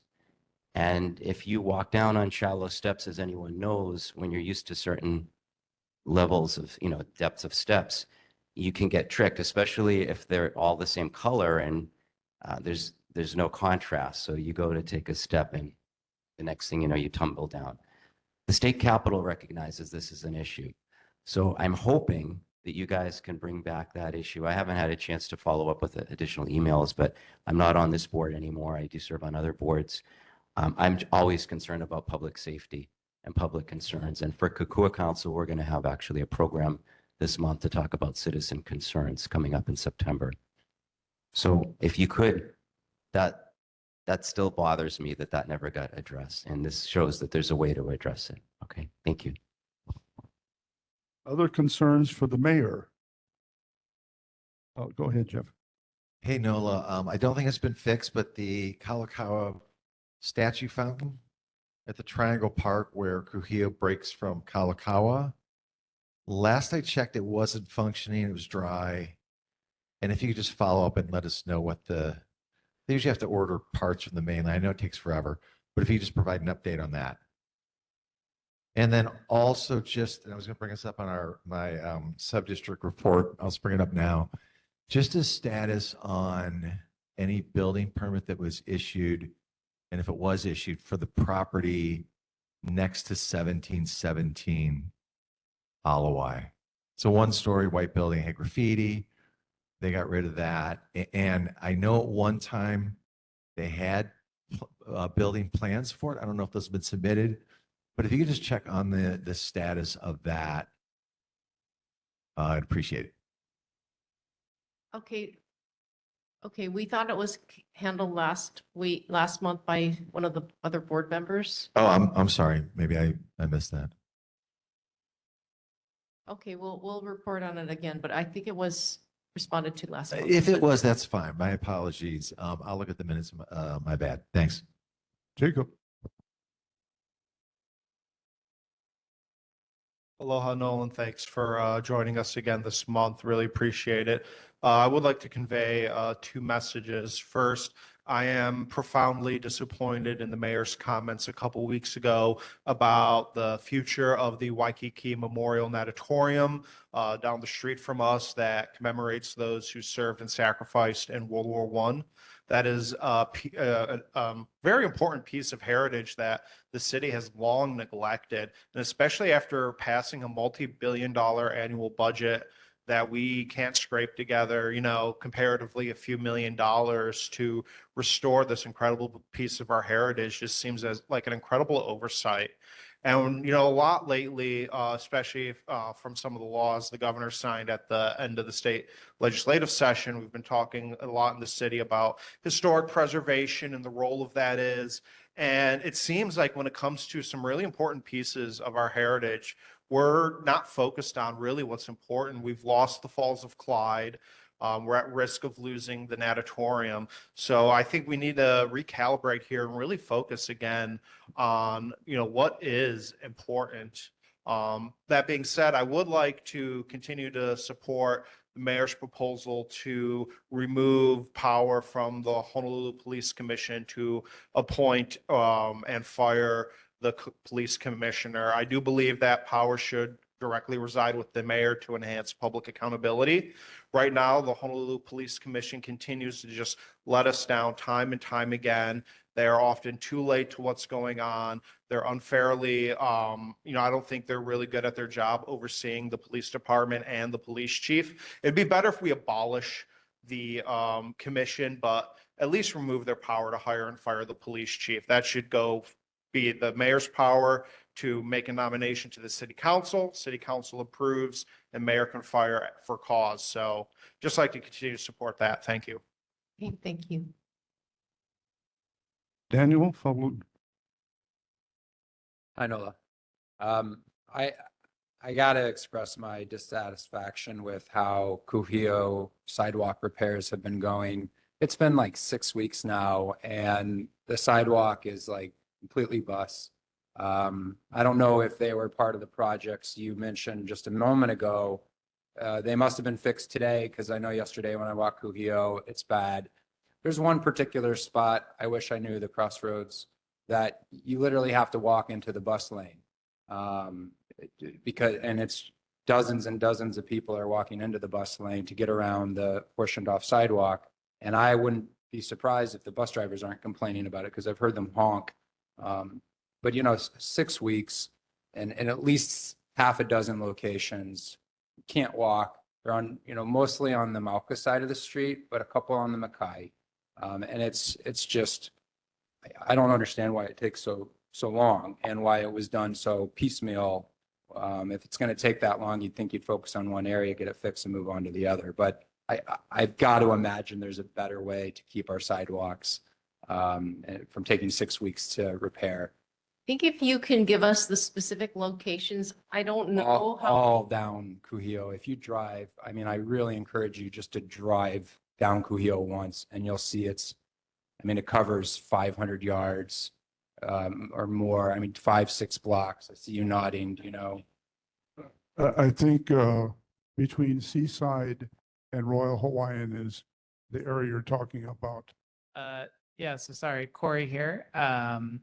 I would say last night, so I was actually running, and I was at near Lures in Kuhio, and there's an area of the sidewalk where there's pretty much no signage until you actually get to the area that's closed. So there's nothing to guide people to cross the street beforehand. And you pretty much have to go into the streets. And so this was around 9 o'clock at night. So a lot of people are out on the street on the bus lane, and that's a huge hazard. So it's a big area right now. Aloha. I just want to repeat my dissatisfaction with the Department of Transportation Services and their handling of the Kuhio Avenue bus lane. I find it very strange that it was never addressed as far as making a left-hand turn when you're going EVA bound on Kuhio. A simple change of the traffic signal would alleviate a lot of issues. And my dissatisfaction continues from notifying the city of this online and getting a response saying everything looked good to them. I live here, I see it all the time. I don't know what time they're coming or where exactly they're getting their information from, but I am not happy. I just want to repeat that. Thank you. I concur. This is Ren Amu. I'm online. Yeah, I too would concur. I have a broken toe because of lack of any notification on the sidewalk that there's that it's uneven. And absolutely, it's absolutely, the first guy that talked is absolutely spot on. Like, somebody needs to come down here and look. People are walking in the streets. I've sent in video after video, and I'm still dealing with a broken foot because of this lack of signage. There's no signage, or relatively none, when they block a sidewalk. These guys don't care about what they're doing. People are walking, carriages, babies being pushed into the street in bus lanes because there is zero signage, and they are not doing it. I don't understand either why, if you're going to do it, why are you ripping it up? I was told, oh, well, the tile's not in. Well, why didn't you, before you ripped it up, why didn't you make sure that the rock was in before you go tear it up and leave it for 2 months? I cannot get my head around any of it. Anything else, Sharon? Okay, thank you. I had one quick one for you. This should be easy. Last month, one of our residents complained that our double-decker tour buses cannot stay in the bus lane because the trees are too low. I called them and found out, yes, indeed, their drivers report that if they stay in the bus lane, they'll hit a tree. Having the information, I have no idea who to ask about it. Is that forestry, or is that Facilities maintenance? Is it because I mean, it depends on whether the trees are too low or whether Yeah. it doesn't matter. I mean, I don't know how, are they brushing? Is there a standard for? Well, I mean, I guess the question is, do the trees need trimming or does it just not work for double decker buses on the bus lane? I mean, those are, because if the trees are if it's just, branches that can be done by Department of Parks, but if the trees are just too low and the buses are too high, I guess that's a question for DTS. I just wondered if there was a standard. Yeah, well, I don't know, but usually the Parks Department will trim trees when they're hitting cars or they're dangerous, the overhang is dangerous, so. The bus companies aren't unhappy.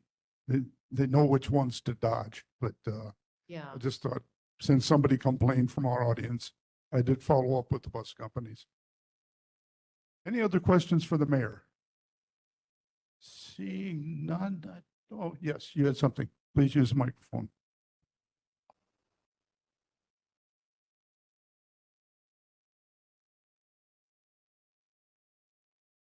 Amy Ammon.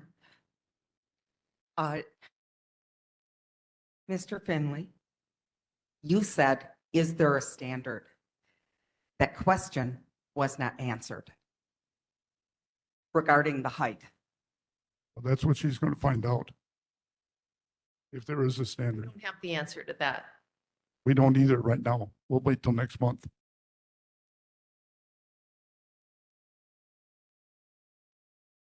Any other questions for the mayor? Seeing none, Nola, thank you for being with us. Sorry to give you a hard question there. Thank you very much.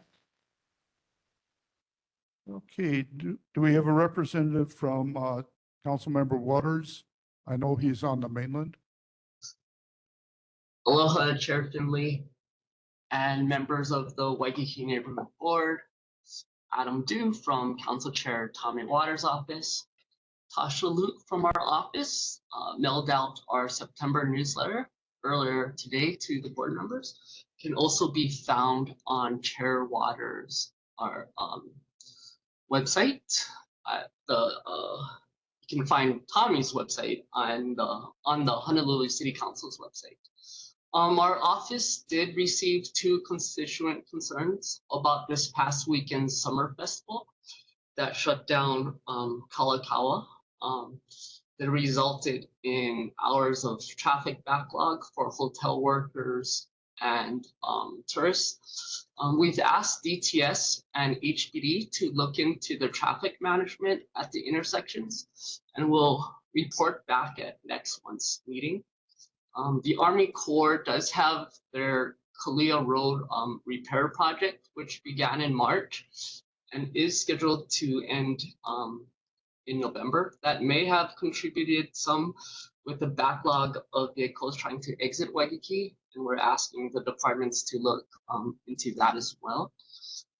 As you know, Chair Waters did introduce Bill 5024, which is now Ordinance 2510. It applies to Waikīkī parades and street festival permits issued for 2026 and thereafter. Under Bill 50, it reduces non-legacy street festivals from 12 to 6 per year and promotes cultural and community events in such areas as Kaka'ako, downtown Chinatown, and Kapolei. And then lastly, Bill 49 and Bill 50, 2025 passed 3rd and final reading at the September full council meeting last week. These bills introduced by Chair Waters and Budget Chair Val Okimoto provides real property tax relief by increasing the home exemption to $140,000 and the kapuna exemption to $180,000 starting in 2027.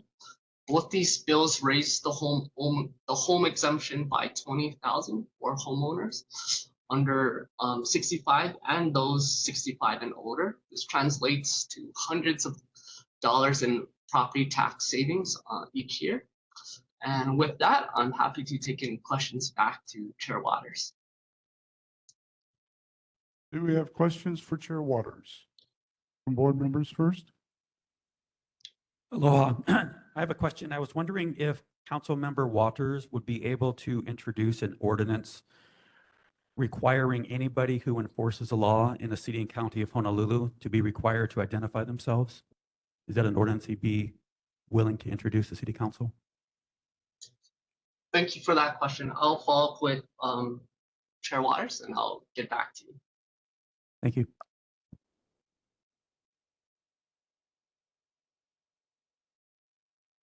Aloha, thank you for taking the time to be with us. Jacob Linsek here.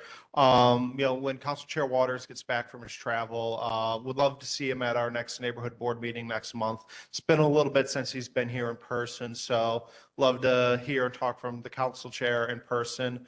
On a separate note, really glad to see bills 50 and 49 make it across the finish line. I testified in support of those through the whole process. As a homeowner here in Waikīkī, I definitely feel the pinch of rising housing costs, and any type of relief, no matter how small, is appreciated. It helps every family. So thank you for getting that across the finish line, but there's a lot more work to do. With that said, moving forward, I would like to express my strong opposition to Bill 53, which would reimpose parking minimums in the city and county of Honolulu, not 5 years after we've abolished them, and would take us out of the best practices emerging among other cities that see what parking minimums really do, which is drive up housing costs, worsen traffic, and just another regulatory barrier on top of much needed housing growth. But I would like to publicly support bills 46 and 60. Bill 46 in particular regarding police communication transparency. I appreciate the effort of Council Chair Waters to address this issue, which has been going on since the police department switched from analog to digital radios. And then Bill 60, as I said in my testimony, prior preparation prevents poor performance. That's especially relevant as we talk about the HART project and getting it to eventually to UH Manoa. So I encourage that bill to be passed as well. So that way, hopefully we'll have a smoother ride and not have all the delays and cost overruns that we've been subjected to. Thank you. Thank you, Jacob. Your testimony is always well thought out and intelligent. We really appreciate that. Chair Waters is traveling, like Chair Finley said. He's attending the Hawaii Association of Counties, also known as HSAC. This is where all of the counties come together to see what works, what's not working within their counties, and coming together also to help propose legislation to the state. But thank you for your comments. I took notes and I will bring that back to Chair Waters. Thank you, Jacob. Other questions? Tim? Yeah, good evening, Adam. This is Tim Gary. In regards to the parades, street festivals, bus lane, that whole conglomerate of things, we still experience traffic, whatever, just insane traffic. And I proposed this years ago, and I've proposed it every single time. If you're going to have a street festival down here, or you're going to have a parade, whoever's sponsoring that needs to have a police officer in a yellow vest with whistles at every single intersection on Kuhio, going out to Kapahulu, on the Alawai, going out to Macaulay, because the traffic lights, who's ever running those, you sit there forever. You don't even move. And it's been brought up, and the people that are putting these things on and making money need to spend a little extra money in making sure that there's a flow of traffic. Thank you. Thank you, Tim Gary. We 100% agree with you. From our understanding with this past festival, not only were there not officers at every intersections, but there weren't some at key intersections. So we are following up with HPD and DTS to make sure they address that for future events. Yeah, and I gotta agree wholeheartedly with Jacob. Who's trying to reimpose parking minimums? Who's the champion of that legislation? I'm just curious. Is it businesses pushing that or what? It's antithetical to how good planning is done nowadays. And who's trying to reimpose parking minimums? That just increases costs for everybody. So who's the sponsor of that, please? Hi, thank you for that question. I believe that was introduced by Councilmember Scott Nishimoto.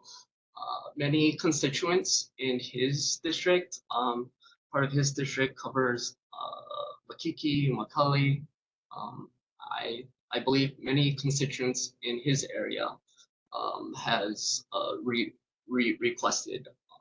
Yeah, he doesn't represent Waikīkī, and it's a whole different animal in Waikīkī. So maybe in his district, but that's a non-starter for me. So I'm completely against reintroducing parking minimums. Over. Robin, are you there? Robin, are you there?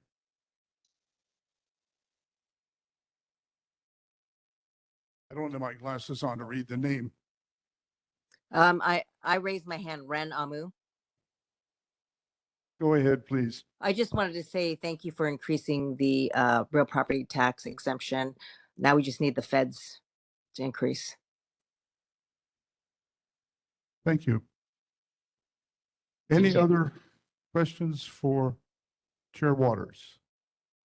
Yes, you had a question. Please use the mic on this side of the room. Thank you.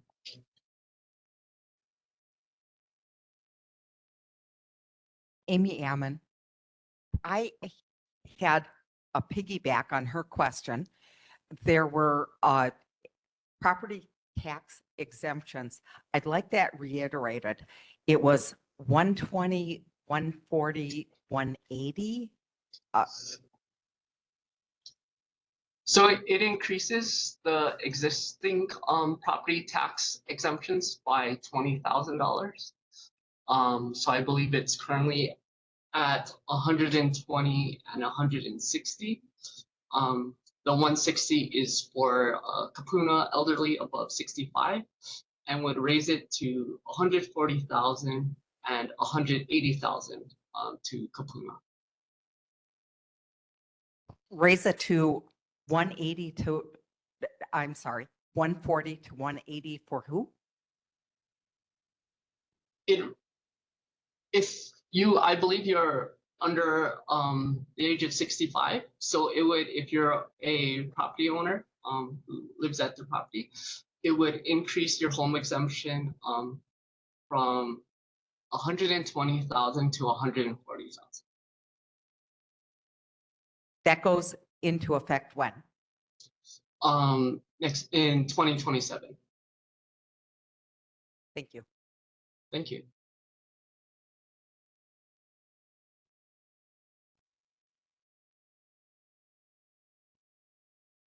Any other questions for Chair Waters? Seeing none. Adam, thank you for being with us tonight. Appreciate it. Thank you, Chair.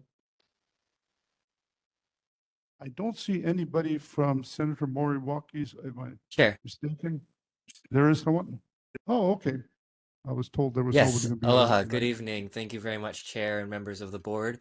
My name is Alexander Ozawa, O-Z-A-W-A, from Senator Moriwaki's office. Just first up tonight, the Senator would like to invite all of you to a September 16th Disaster Preparedness Fair. We are hosting after the tsunami scare that we had and even the Hurricane Kiko that we we're tracking just this past week.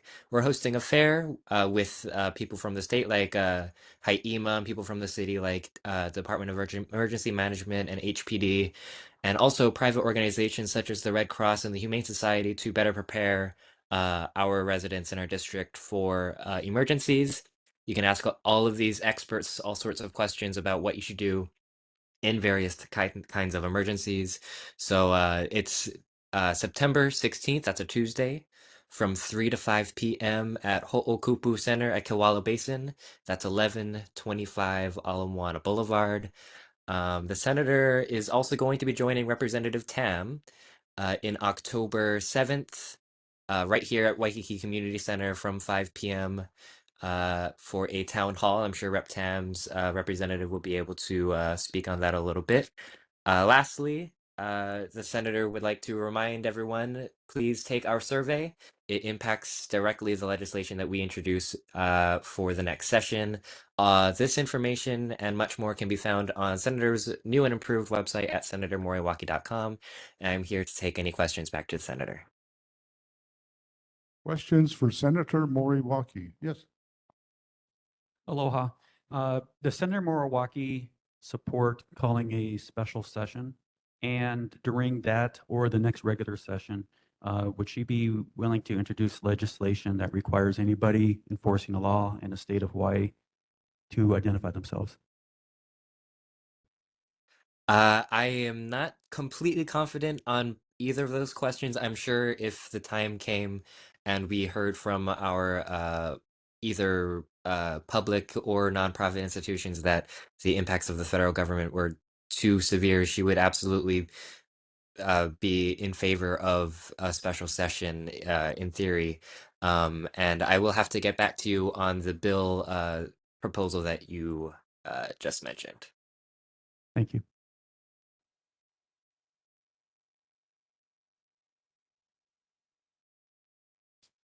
Thank you for your time this evening. Jacob Linsek here, concerned citizen.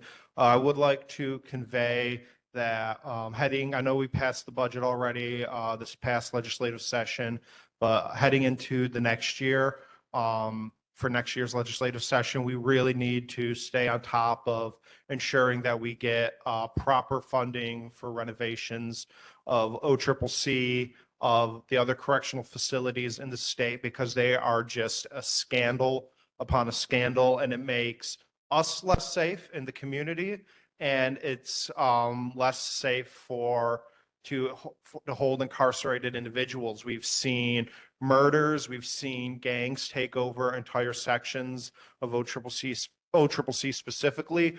Earlier this week, there was a piece from Civil Beat about just the total lack of crisis and mental health services. I believe our neighborhood board chair, Lou, here spoke on that and was quoted in it, provided some really good insight on how we're just failing. So there's a lot of voices out there that are saying, bail reform and let people out and, the nebulous term restorative justice. It's a bunch of bunk. We saw what happened when we emptied the prisons in 2020 during COVID for social distancing. And we felt that negative impact right here in Waikīkī, where the 7-Elevens down Kalakaua by the Macaulay intersection became no-go zones. You had people breaking into all kinds of parking garages and condo associations and buildings. My car was broken into because we had people almost every week trying to break into our parking garage or breaking into our parking garage. So, like I said, there's going to be this big crowd. They're going to be saying, oh, it's cruel, yada, yada, yada, blah, blah, blah, about, restorative justice, close the prisons. Don't close the prisons, rehabilitate them. Thank you. Thank you for your time very much as well, Jacob. Yeah, the senator absolutely agrees that the maintenance and upkeep of our correctional facilities is very important. This past session, as vice chair of Ways and Means, she included $5 million for the fiscal year that we are now currently in for repairs, deferred maintenance, improvements affecting facility and building infrastructure, security, and operations for our correctional facilities statewide. So yes, thank you very much for bringing that up. Other questions for Senator Moriwaki? Greg?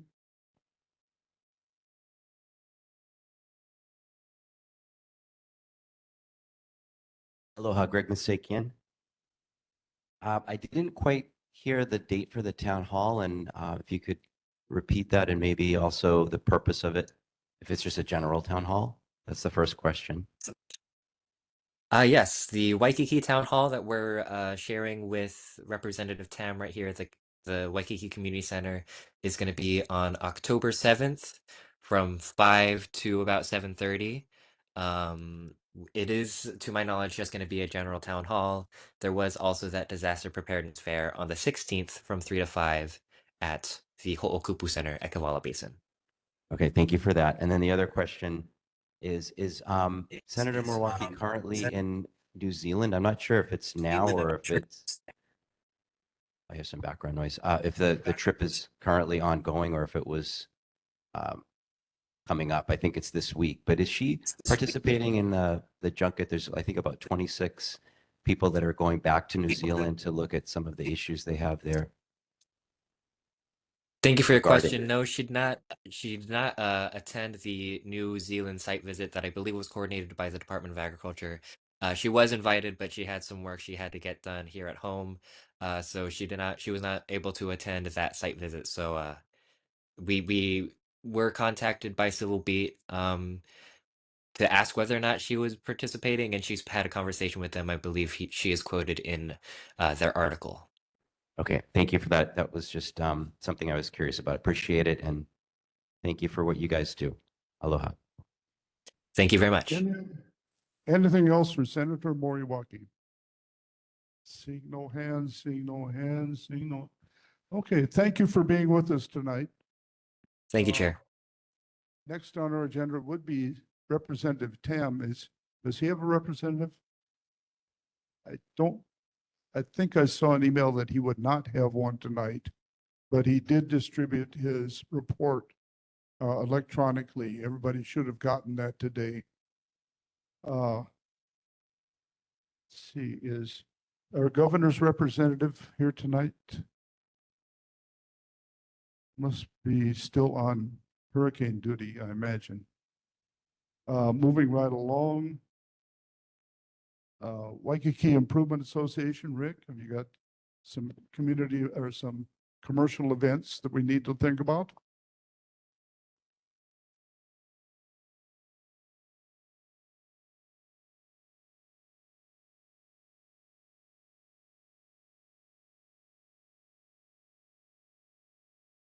Evening, everyone. I'll make this quick since I know everybody's tired. First of all, our Waikiki Transportation Management Association will be hosting a design workshop at the Embassy Suites focused on safety, traffic, and parking on the Waikiki Beach Plaza section of Allure Street between Kalakaua and Kalia. This meeting will be on Thursday, September 18th at 1:30 p.m. at the Embassy Suites by the Hilton Beach Walk. And there's a flyer. If you didn't get one, it's on the table in the back. It gives all the details. I won't go through the dates and times of the Aloha Festival's events since Bob did that earlier, but I'll just make a couple comments. And first of all, it is the 79th annual, so next year is going to be a big one, the 80th. And there'll be 5 entertainment stages featuring live music and hula performances. And this is 5 this year. There were 3 last year, so the event is getting more robust. The vendors will be selling foods, drinks, and et cetera. The annual parade is 9 a.m. to 12 a.m. on September 27th. It's the largest parade in the state.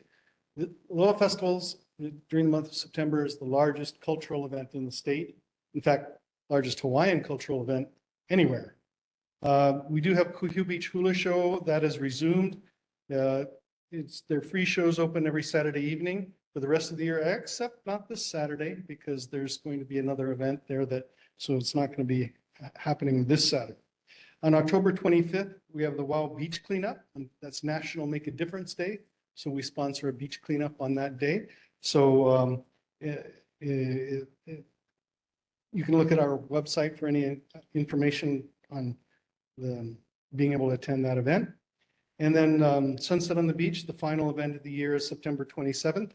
The movie feature will be If, and that's a big mahalo to Southwest Airlines that has been presenting those Sunset on the Beach events.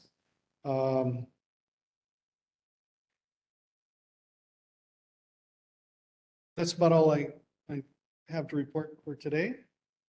Question, Sarah. Hey, Mr. Egan. I know I've mentioned this before. I get it. You and Finley are good friends. I get it. He asked you to come here, so you do. But I actually asked a couple of months ago when I said that you're on our agenda as reporting economic events that affect Waikiki. But you come here repeatedly and you only talk about your company's events, your corporation's events.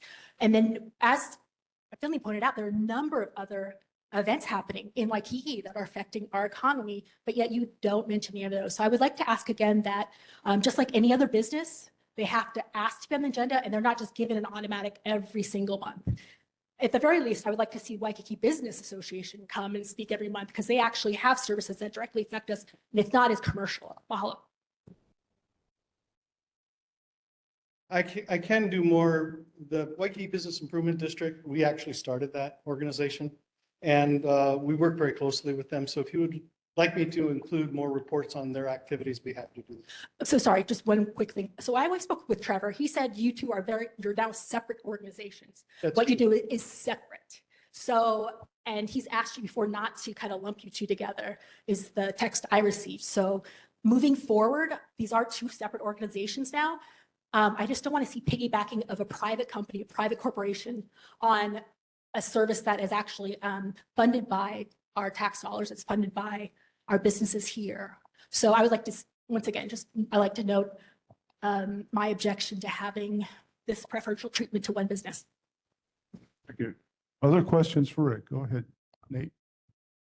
Not as much of a question, but just more information about the event that you alluded to, the Saturday event this week that's precluding the hula show, is the Fiji Tribute Concert. So if you folks aren't aware, there's a free concert at the Shell in honor of memorial for Fiji, reggae artist who passed away. There's actually going to be a press conference tomorrow to discuss it. Because it is a free concert and there's tens of thousands of people expected for it, it is going to have a significant impact, not just at Kapiolani Park and the Shell, but for us as well. There's going to be some parking restrictions around that area. They are going to live stream the concert, so a lot of it is going to be trying to get people to watch the concert as opposed to going down the park. But as soon as we get the news release, I'll forward that on to the community. But very much next Saturday, it's going to be a very busy day at Kapiolani Park. If you have anything scheduled there, you might want to reconsider going to the park that day if you're not going to enjoy the show. Which is why we're not having the hula show that day. Correct. Yes. So the concert starts, I believe the doors open at 4. It's going to end probably before 10 o'clock. The park itself opens at 5 a.m. So knowing how people are in Hawaii, a free event. I mean, the lineup of musicians at this event is all-star. It's some of the best reggae artists around the world. So they're going to probably be there at 5 o'clock sharp, setting up their paina and things like that. So it'll be a busy day at the Queen's Park. Thank you, Nate. Anything else for Rick? Greg.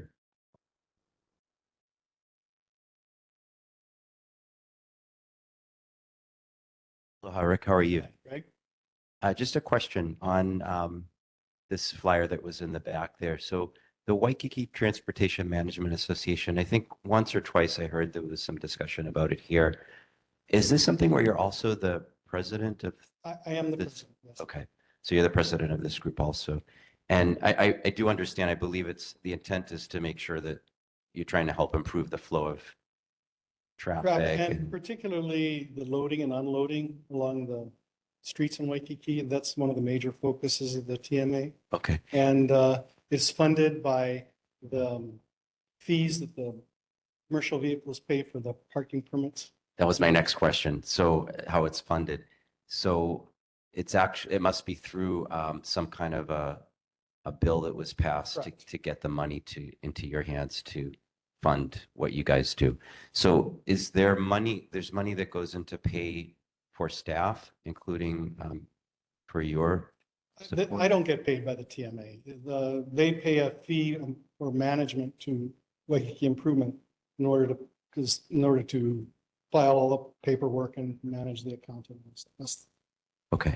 And the last question, are the individual businesses still contributing anything besides, you said the parking stickers? So there's not a fee like the Waikīkī Improvement Association has? Okay. Waikīkī Improvement Association is all voluntary.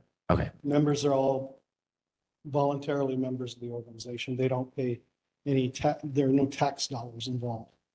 okay, but you're getting paid through the But I do businesses get, I that, do get support from TMA to provide management for support for them and through the Beach Special Improvement District Association.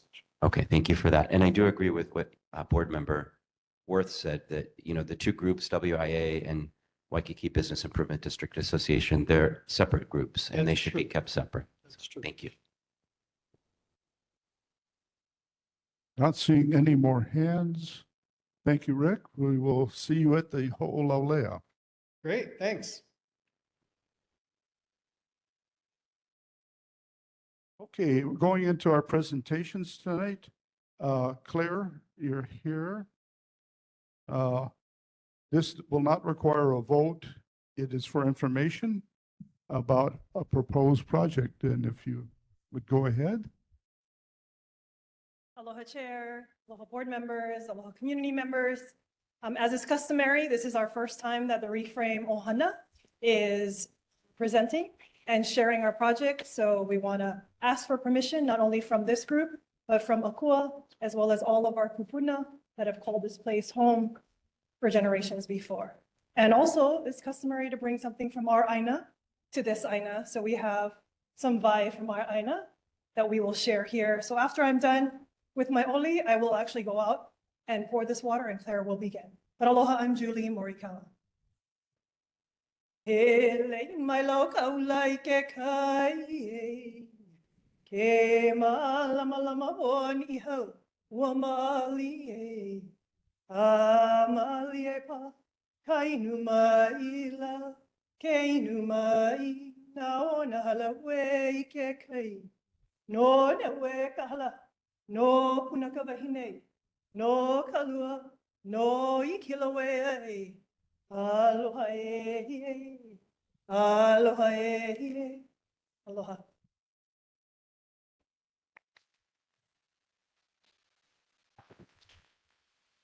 Thank you, Julie. Hi, everyone. My name is Claire Elverum. I'm here with Conservation International, and I'm a project manager. I'm joined today by Julie Morikawa and Matt Ramsey.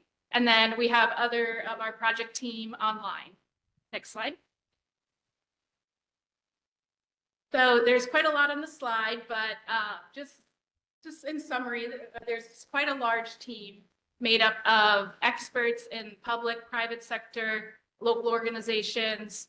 So we really have a team of all-stars put together for this project. And then next we'll share a short video to kind of give you a taste of what we are working on.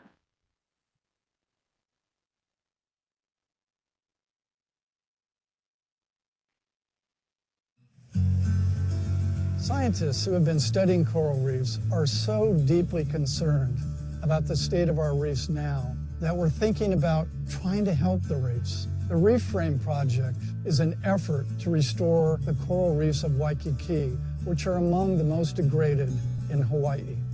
He aloha ia no o Waikīkī. Waikīkī was once the breadbasket of this side of the island. Here are all the natural resources, water flowing into Waikīkī, hence the name Waikīkī, Wai meaning fresh water. The fish was plentiful. My childhood days, that's what I would see, schools of fish. Well, now we don't see that anymore.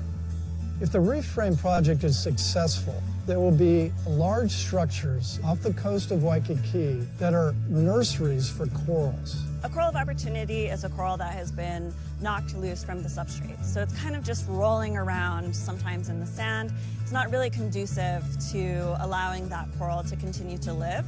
So one option for Reframe is to collect corals of opportunity and reattach them to the modules so that they have a nice solid substrate lifted up from the sand that they could then continue to grow. What's unique about what we're doing is we can actually create these holes, these pukas and ridges and everything that are more natural to a coral reef.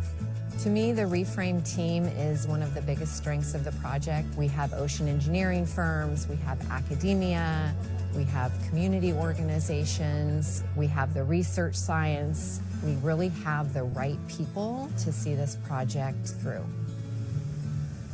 Waikīkī is a really unique spot. You have all kinds of surfers. So preserving the surf is a big deal.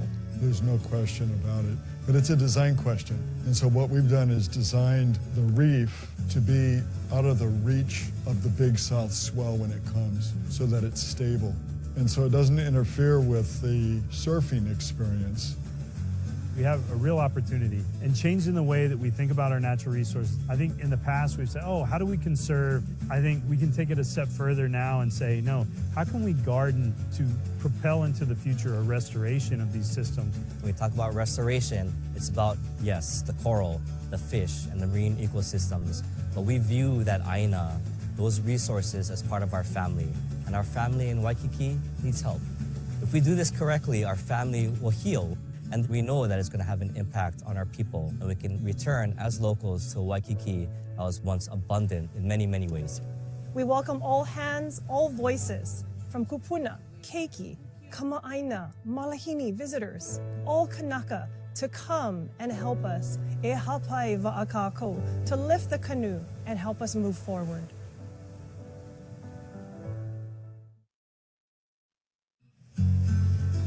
Scientists. Great. So that was a really great overview. And now I'm just going to go into the details pretty quickly. It's quite a lot of information, but we're happy to answer any questions at the end. So why are we doing this? Waikīkī, as many of you all know, since you're the ones who live here, it is now one of the most degraded reefs in Hawaii. This was an area that was once abundant with fish and reef life. And so there's an opportunity to really make a change. Next slide. So this project, it's a 3-year project, started back in June 2023, and it's all thanks to a award from NOAA Restoration Center. We're currently looking to do this project in 40 to 60 foot depth of water off Waikīkī, which I'll go into in further detail. Next slide.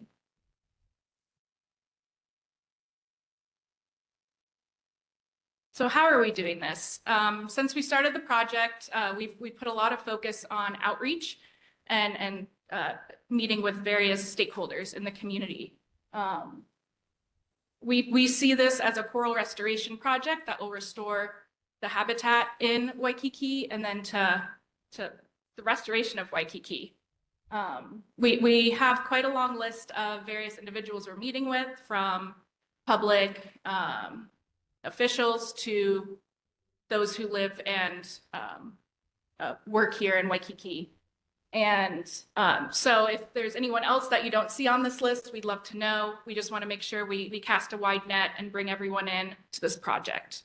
Next slide. So this project's based off of the work of Dr. Mark Hickson at the University of Hawaii. In 2016, he started his CREM project, which was to test how concrete modules do off the coast of Waikīkī and how they support coral restoration and provide fish habitat. So this project really takes it to the next level, really scales it up. And we do so using a new technology. Next slide.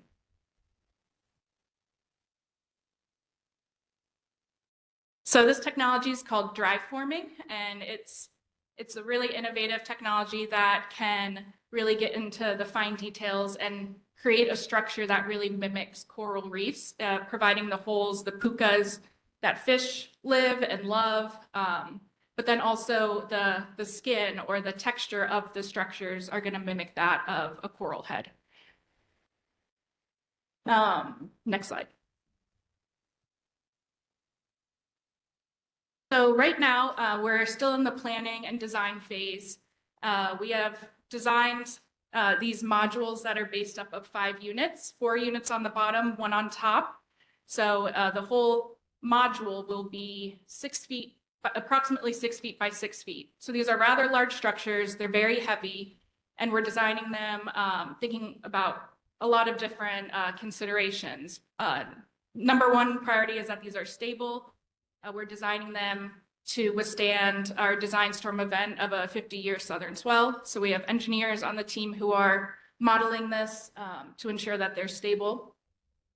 Also, we are, when designing these, we have to think about the biological considerations. What do fish like? How does coral grow? How will we attach coral to these structures? And then lastly is logistics. So what's the capacity of the technology? How are we going to lift these and place them in the water? So there's quite a lot to think about, but this is our current design. Next slide.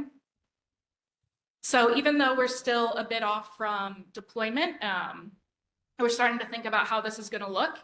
So we're going to be working with a construction company and to carefully place these on the ocean floor.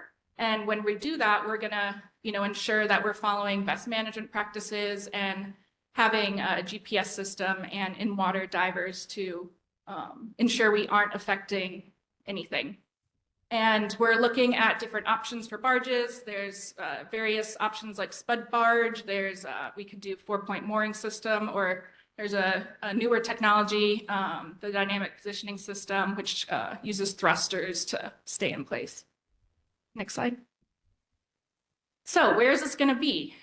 So after quite a lot of analysis and considerations, we first started with a geospatial analysis, looking at a bunch of different data layers, and it led us to 8 potential sites. And you'll see those with the white dots. So these were all sites based on a desktop analysis that we thought these could work.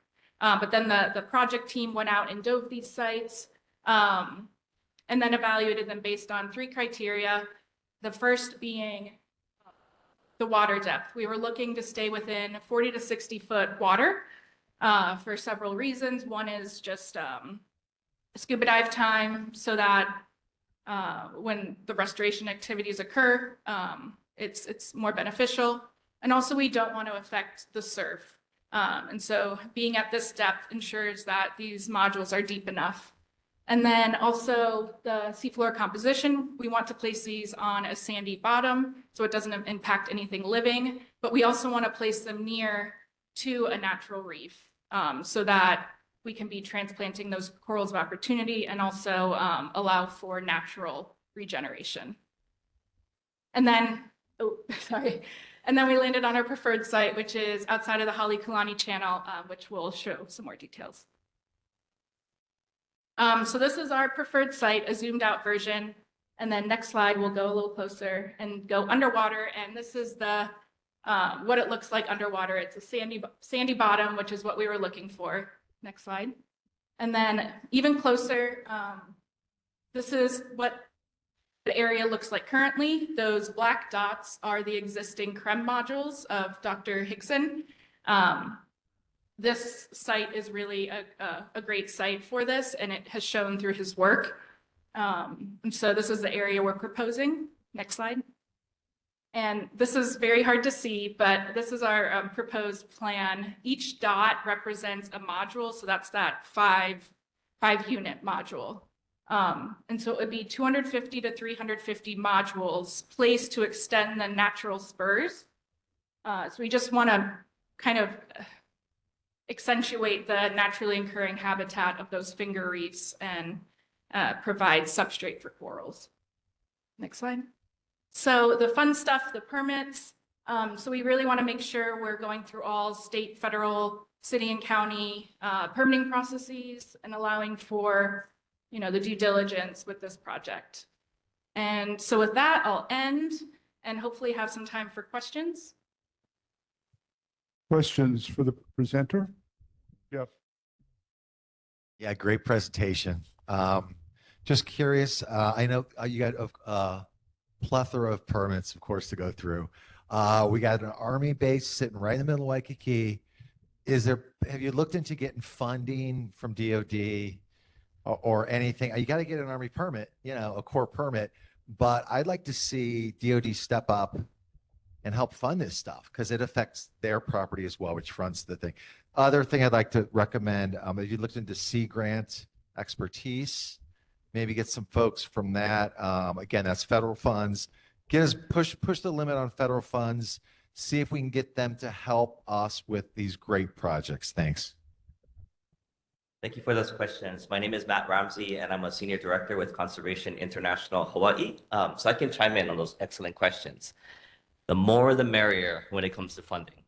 So the majority of this funding does come from NOAA, a federal source, but if there's additional sources of funding that they're willing to chime in, that's great. That's wonderful. And to your second question, Sea Grant is on the list of partners. We're working with Dolan. So he's involved in this discussion, and we of course, this is an open door, welcoming everybody in to participate and to chime in and to join the party. Thank you. Sarah?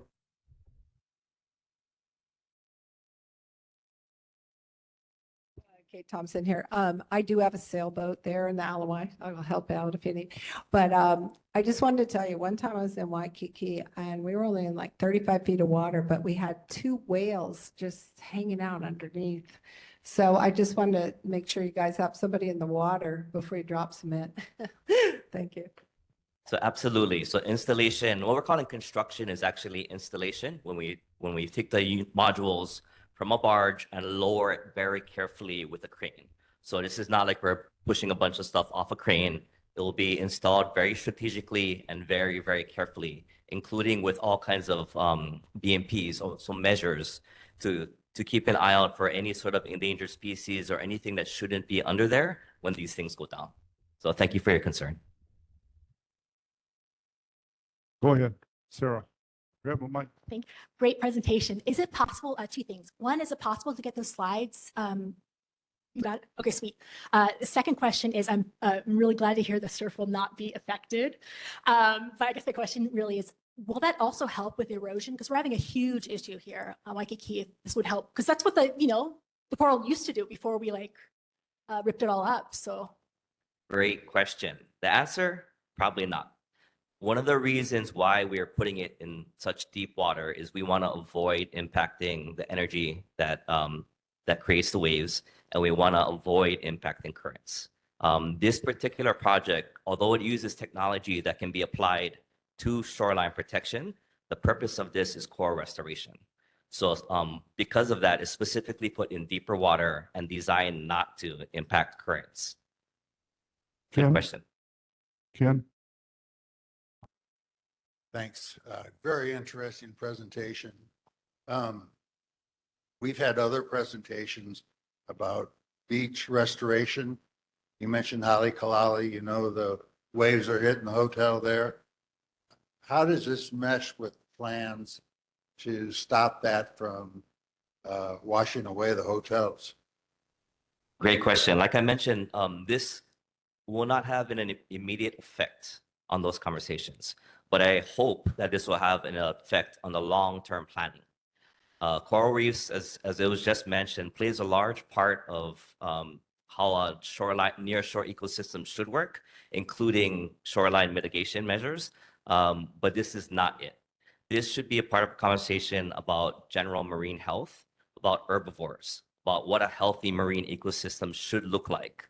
Because we know there's a lot of different connected things like parrotfish. Parrotfish create sand, reefs protect shorelines. There's all these larger questions that are, swirling around and should be addressed when long-term planning comes into play. But this particular project will not have an immediate impact on. You're in communication with those who are making plans for fixing the erosion of the beaches? So we have met with elected officials. We've met with Sea Grant. We've met with the visitor industry. So we're trying to make this project. We're trying to make everyone aware of this project. So if they see an opportunity to build this in or incorporate it into long-term planning, hey, all the better. Or if they see an opportunity to use this technology for a different purpose, such as shoreline protection, then that's great as well. Thank you. Sorry, actually, just to piggyback off what Mr. Jacobs just said, is that one of the things they're looking at the plans for that Waikīkī beach improvement, one of the EGID's beach improvement ones, is that they're going to pump sand from out with the shoreline onto the beach like every few years. So are you guys, I am worried about the coordinating with that, because if they're pumping sand, because we all know you build a sandcastle, you take the sand away from the base of the sandcastle, the sand from the sandcastle is going to slide right back in. So this whole beach restoration they have planned of taking the sand from the edge of Waikiki and then putting it back on the beach, it's just going to flow back out. So I'm worried, are you guys supporting with that so that your structure is not influenced by that? Yeah, so I'm not aware of the immediate plans as far as the dredging and refilling of the beach. That's a different conversation. But we are in conversations with those folks. One of the reasons why those modules aren't dead center in the channel or towards the east side is we're trying to avoid that. Because in the past, that is the area that has been dredged. We're on the opposite side of the channel to try and avoid that if it potentially happens in the future. Yes. First off, thank you for, first of all, coordinating with all these agencies. The cumulative knowledge and getting all the different perspectives is going to really hopefully make this successful. And from an environmental standpoint, thank you for doing this. I'll try and start with the easiest question first. You mentioned that the modules, which look like castles, really cool looking, are heavy. About any idea how heavy they are? You want to chime in? So each unit is about 1 ton. So, you know, the 5-unit module will be about 5 tons. Okay, thank you. And you mentioned aiming for areas 40 to 60 feet deep, but there's a lot of, you know, you looked off of Ala Moana Park, off of Fort DeRussy, where there's a lot of inner reef that's got some struggling reef that's there and some reef that don't have good substrate on them. Was there any consideration for kind of the inshore areas that wouldn't impact surf, like kind of the inside reefs? Absolutely. And as soon as you get into shallow water, you're going to have an impact. You're going to impact the wave energy. You're going to impact the currents. So as much as we would like to move near shore, that causes all kinds of issues that we want to avoid, including interaction with human activity. Once you get into the shoreline, you may have the potential to impact surfers, boaters, kayakers, fishers, all of that. Whereas in deeper water, you minimize that potential for impact. Thank you. And last question, you'd mentioned the $9 million from NOAA. Are you guys impacted by the federal budget cuts at all? I'm trying to find a piece of wood here. So far, we have not been impacted for this particular project. Fingers crossed. Thank you. Tim, you had a question?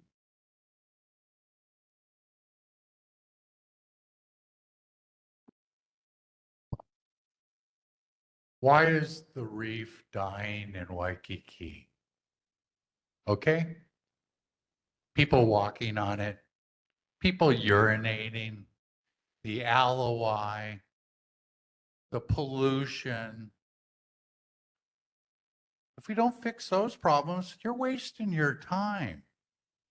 You're wasting all the money, your energy into putting into this.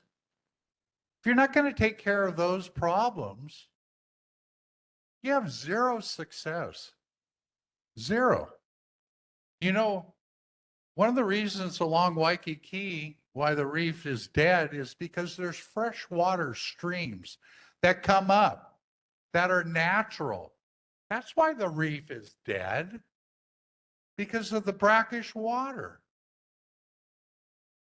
Do you take any of that into account?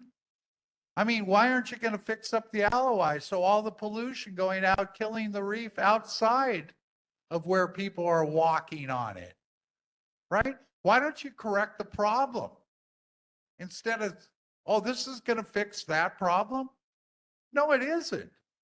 You're wasting your time. Fix the problem. Thank you. As a quick response, so I totally agree with most of your statements. I totally agree that the issue with coral restoration has to do with land-based sources of pollution. It has to do with a number of impacts that are basically hammering our reefs near shore. I will say, and this is the first question I had for our biologists, is why the heck are we going to build it in an area where no coral grows, where there's potential for fresh water to come up? And the brilliant scientist said, look at my proof of concept. So Claire put a slide up there earlier that showed a 4-year time series. And that was a simple experiment where several cinder blocks were linked together, put in the project site area, and corals of opportunity, so corals that were damaged either due to boat groundings or big waves and they broke off, those things were put on these cinder blocks. Now, if the conditions were not ideal for coral growth, they would have died. So if there were freshwater sources coming from the sand, or if there was pollution or other nasty things around, those corals would have died. But as you saw in the picture, they actually thrived. In addition to the fish and the invertebrates and other things that sort of inhabited those cinder blocks. So that gives me a little bit of confidence that if we do this thing in deeper water where they're not going to suffer or will suffer a little bit, they'll handle a little bit better during coral bleaching because a lot of that has to do with water and the shallow depth where it's more clean and there's more current and it's away from people that can step on them. I think we got a fighting chance. But your example was perfect. One of the things we really want to do is we want to put this out there and bring people to the table and say, why aren't we doing this near shore? Why isn't our coral healthy all over the place? Why can't we fix the alawai? Why can't we do this? Why can't we do that? That is the overall goal of this whole thing. Coral restoration, habitat restoration, beautiful. We're going to make it happen. But we want to bring people out of the woodwork to say, what the heck is going on with our nearshore environment? How can we get involved? How can we improve things? So all of our nearshore environment is just like that. So thank you for your comment. Thank you, everybody. As you get closer, let me know so you can come back to see us again. Absolutely, and thank you for the invitation. I really didn't think you were this far along in your planning from the phone call I had. I thought we were 6 years away. So, well, hopefully we aren't, but thank you for the invitation. Okay. We'll Thank keep you apprised. Yeah. Thank you for being with us tonight. Appreciate it. Thank you.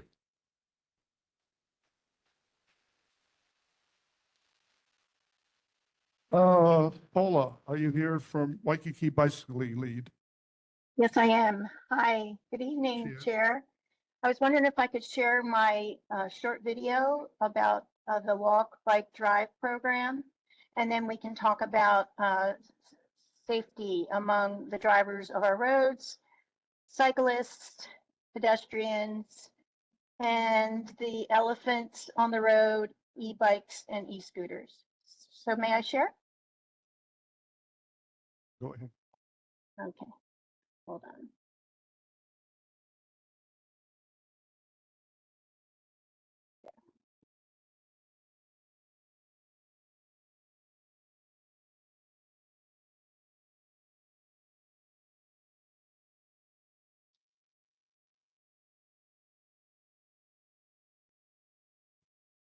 Does everybody see this? No. No. You have to click the share button that's in the bottom of your WebEx. Certainly, I thought I And then- had. Okay, hold on. Hold on. Yes, I have share comment. I have share content. I have my file, upload a file. Do I have to upload the file? I can. Oh no, you just click the share content and then you have a screen that says screen applications and it should be one of those. Okay, hold on, Anson.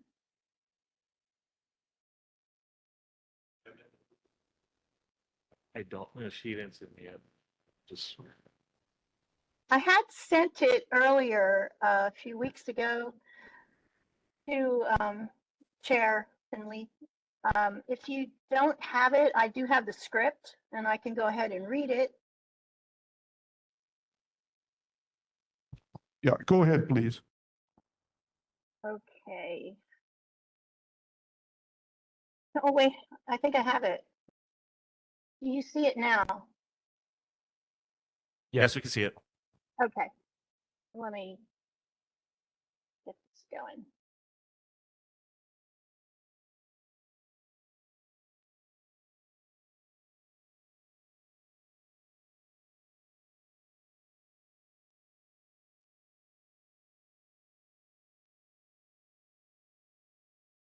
Is there sound on your end because we can't hear it? Okay, hold on, please. Is there sound on your end? Because we Yeah, don't. well, Oh. there is sound. Time player file.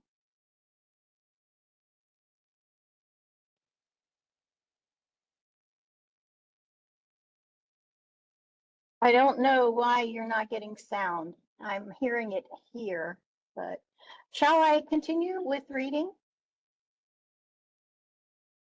Yes. Okay, that's what I'll do then.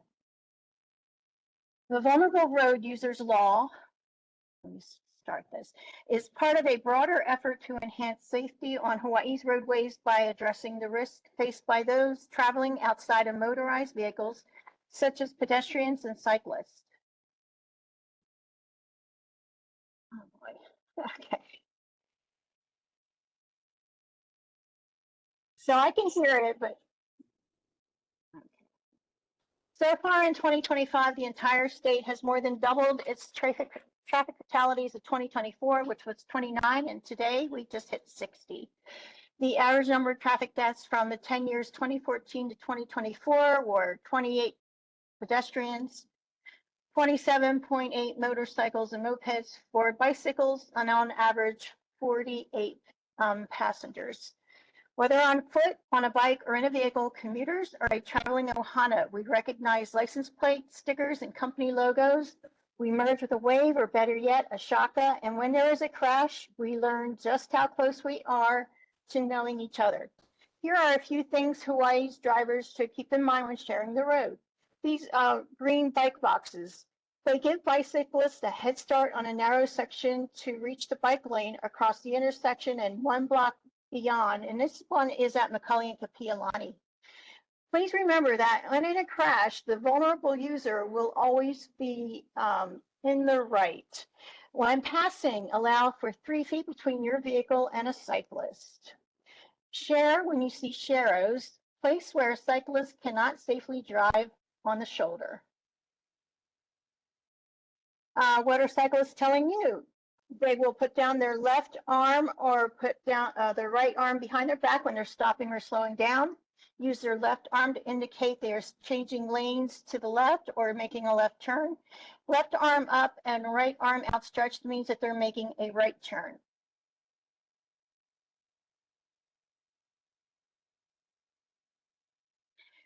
At a recent NOAA hurricane awareness meeting, our executive director, Travis Council, provided another reason bicycles make sense. During and following an emergency weather event, the human-powered bicycle is most reliable, especially if power outages persist, the internet is down, and roads are blocked to motor vehicles.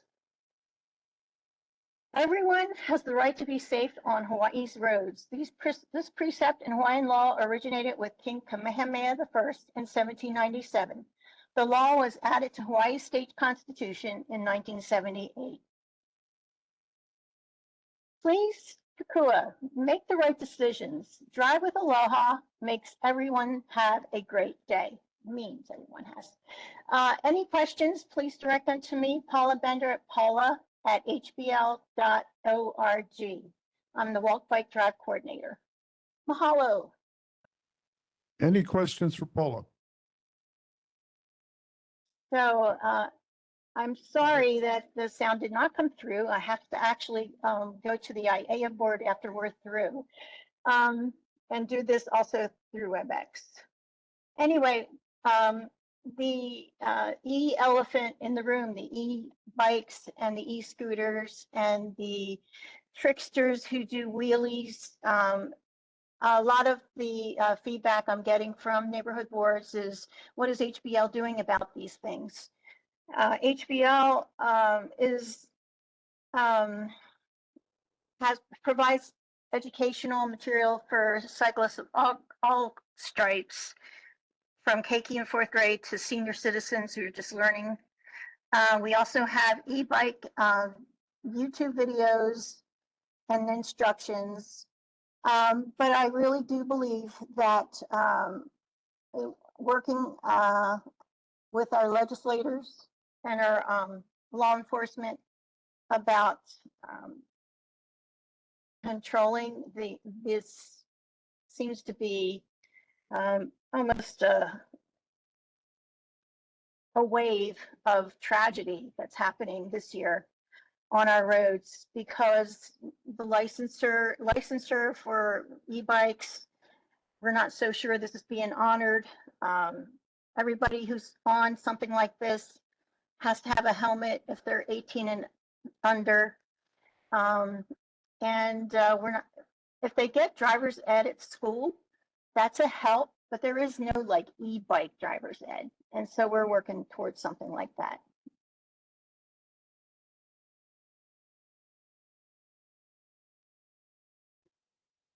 Thank you, I guess.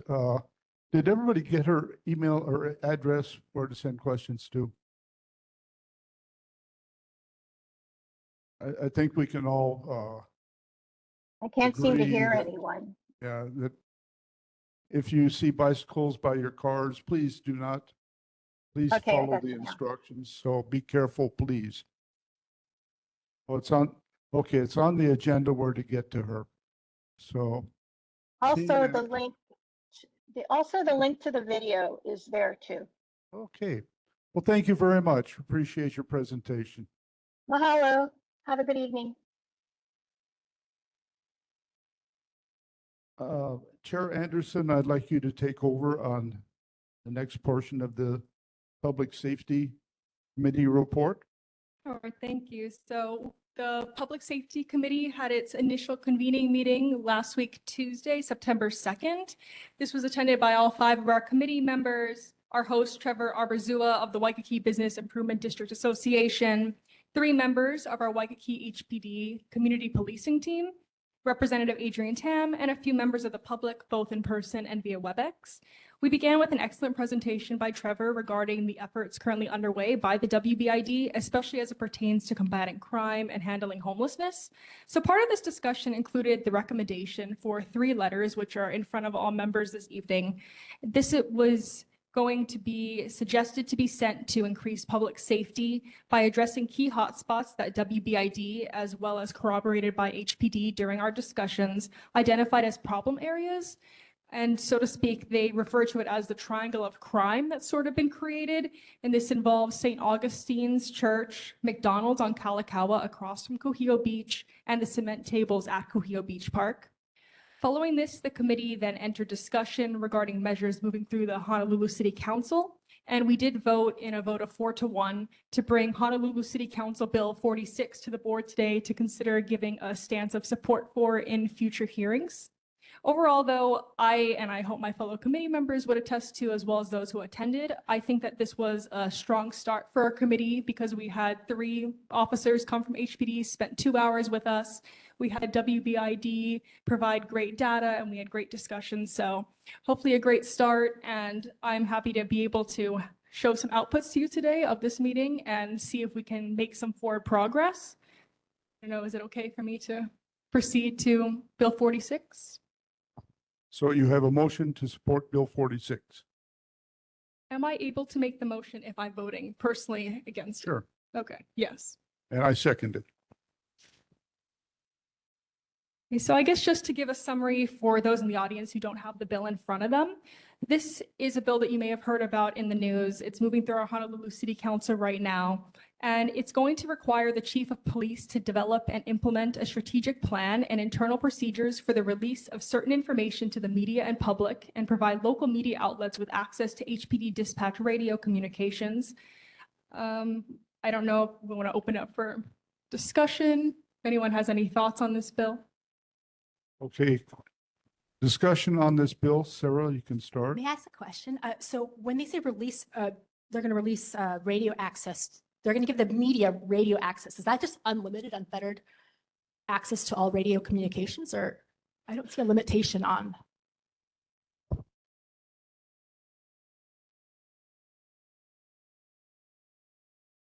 They would have access to a channel that HPD could turn on and off. But it is the intention that the media would be able to hear what's going on in real time. Yes, I think that's why HPD is opposed to it, because there's major privacy concerns, and also as things are happening in real time, potentially putting officers in scenarios where there's information disseminated to the public that HPD is not controlling. I saw a couple other hands. Nate? So I just wanted to provide an update. Actually, just today, the police department announced a new website that they launched that has media releases, the arrest logs, that's huge to have a digital copy of the arrest logs. It is, I can put it in the chat. It's honolulupd.org/public-affairs-office.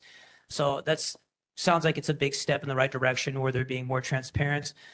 If anything, with that development, one thing that'd be interesting to try and explore is the disciplinary records. So as Greg mentioned earlier, there actually is a log of disciplinary records that HPD is required. I don't know if it's HPD or SHOPO to give to the state legislature every year, but it's extremely difficult to find.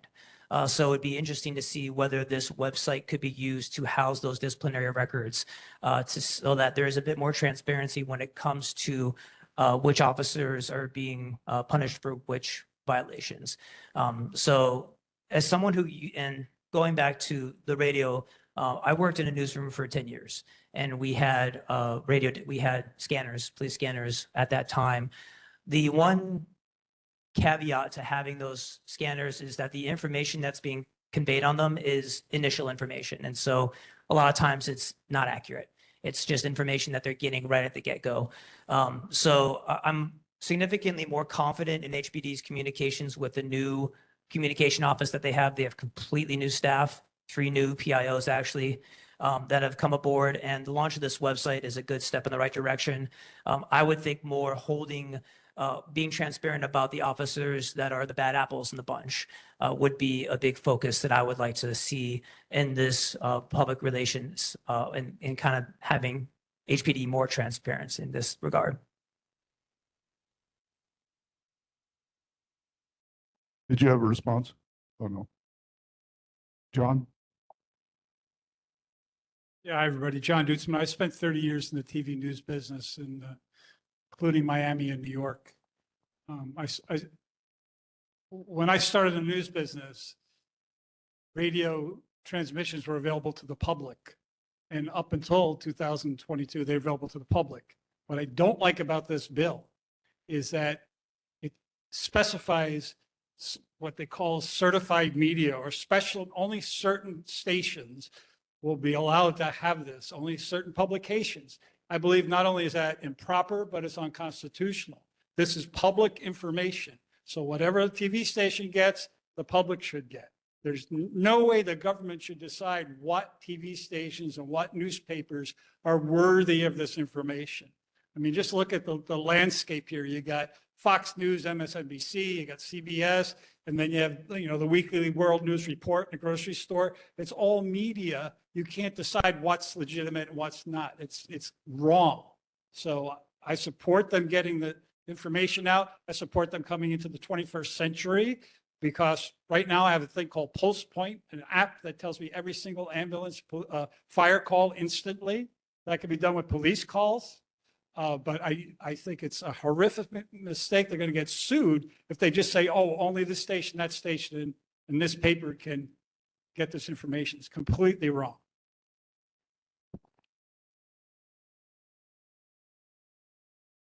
Sorry, Tim. Pointed with my. I'll be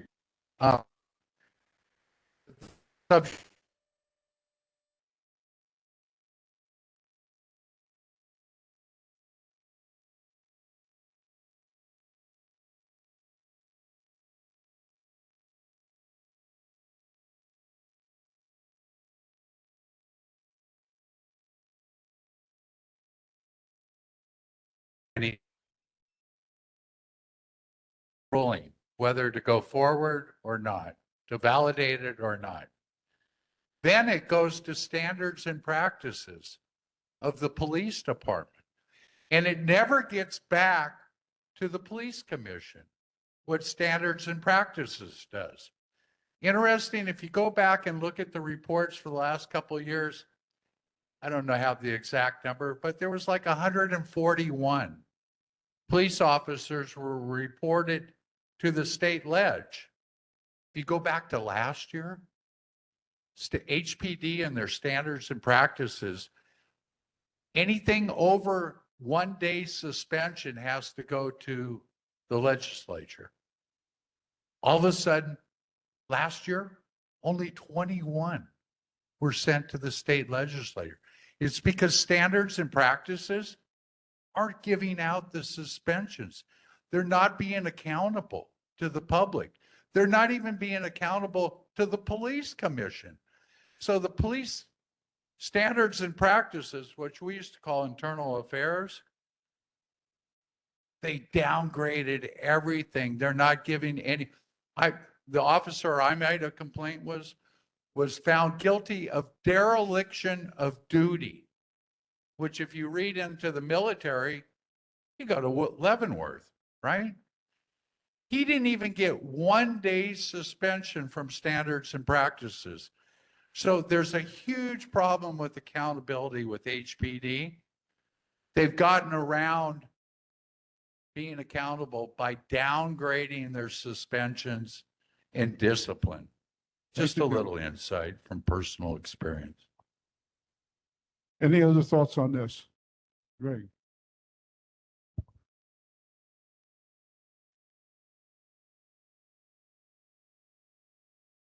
Aloha, Greg Basakian again. I agree with the previous two members of our community who are very well spoken and always speak, in my opinion, the truth.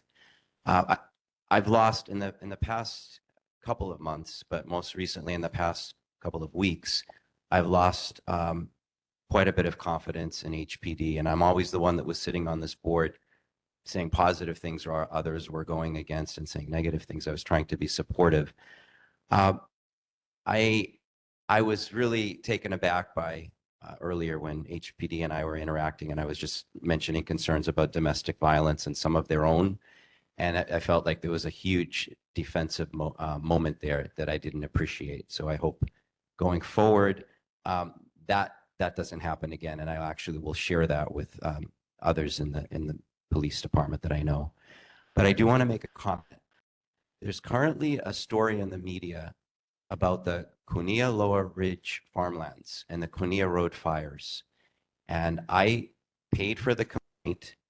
There's an officer, there's limited evidence of anything, but there's somebody that's been, in my opinion, falsely charged for arson.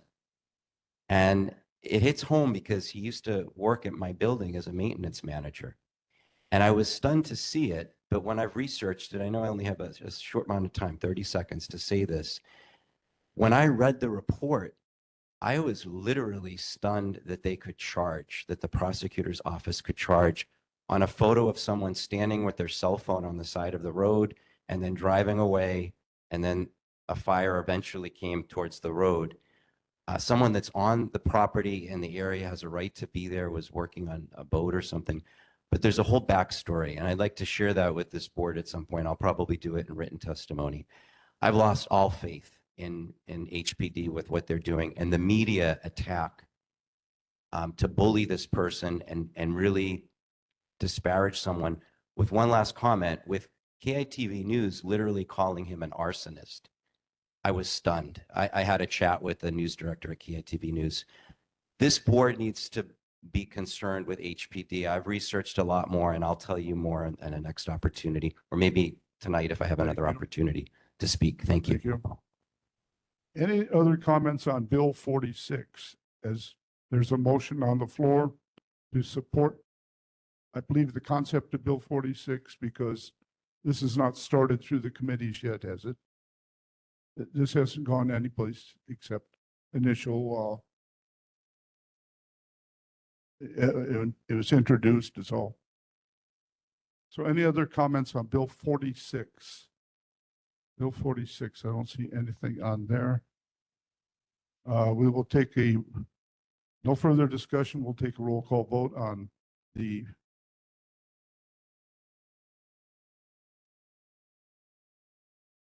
Okay, this is the vote to support Bill 46. When I call your name, please say yes, no, or abstain. Renee Amu? Or Ren? Amu?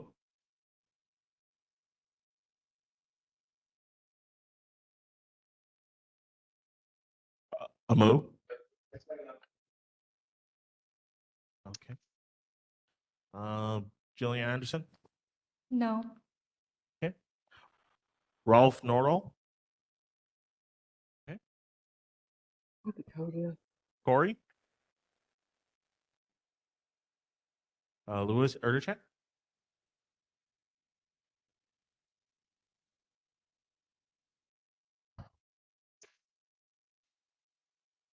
like there's obviously a lot of confusion and uncertainty.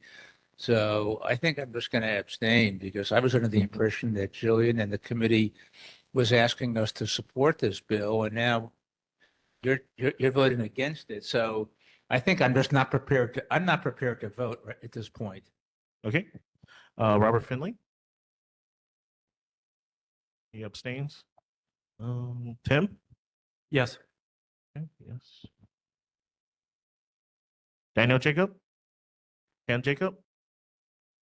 Okay. Jeffrey Mers? Abstains. Okay. Nate Sirota? Abstain. Abstain. Okay. Shannon Smith? Abstain. Abstain. Okay. And Sarah Worth? Sorry, no. Nope. Okay. That's 3 yes, 4 no's, and 1, 2, 5 abstain. This is now adopted. Okay, moving on to your letters. Yes, so the first letter for consideration to send would be to St. Augustine's. And in the past, there has been a call publicly, particularly by Mayor Blangiardi, for them to stop food service. As Trevor with WVID and HPD had told us at our committee, unfortunately, what is viewed as a service to the community, a food distribution, seems to be turning into basically enabling people who are repeat offenders in our community. It works as a magnet to keep them near businesses that are often victims of recidivism.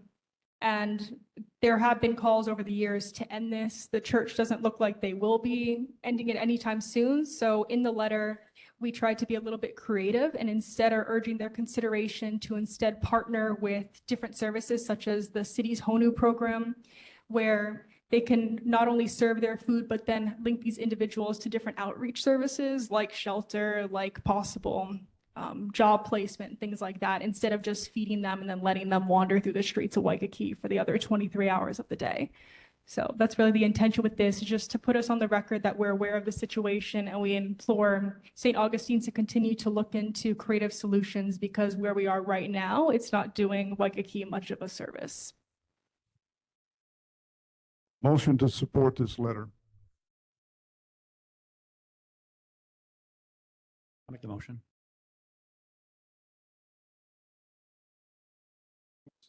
Second it. Discussion on this matter. Sarah.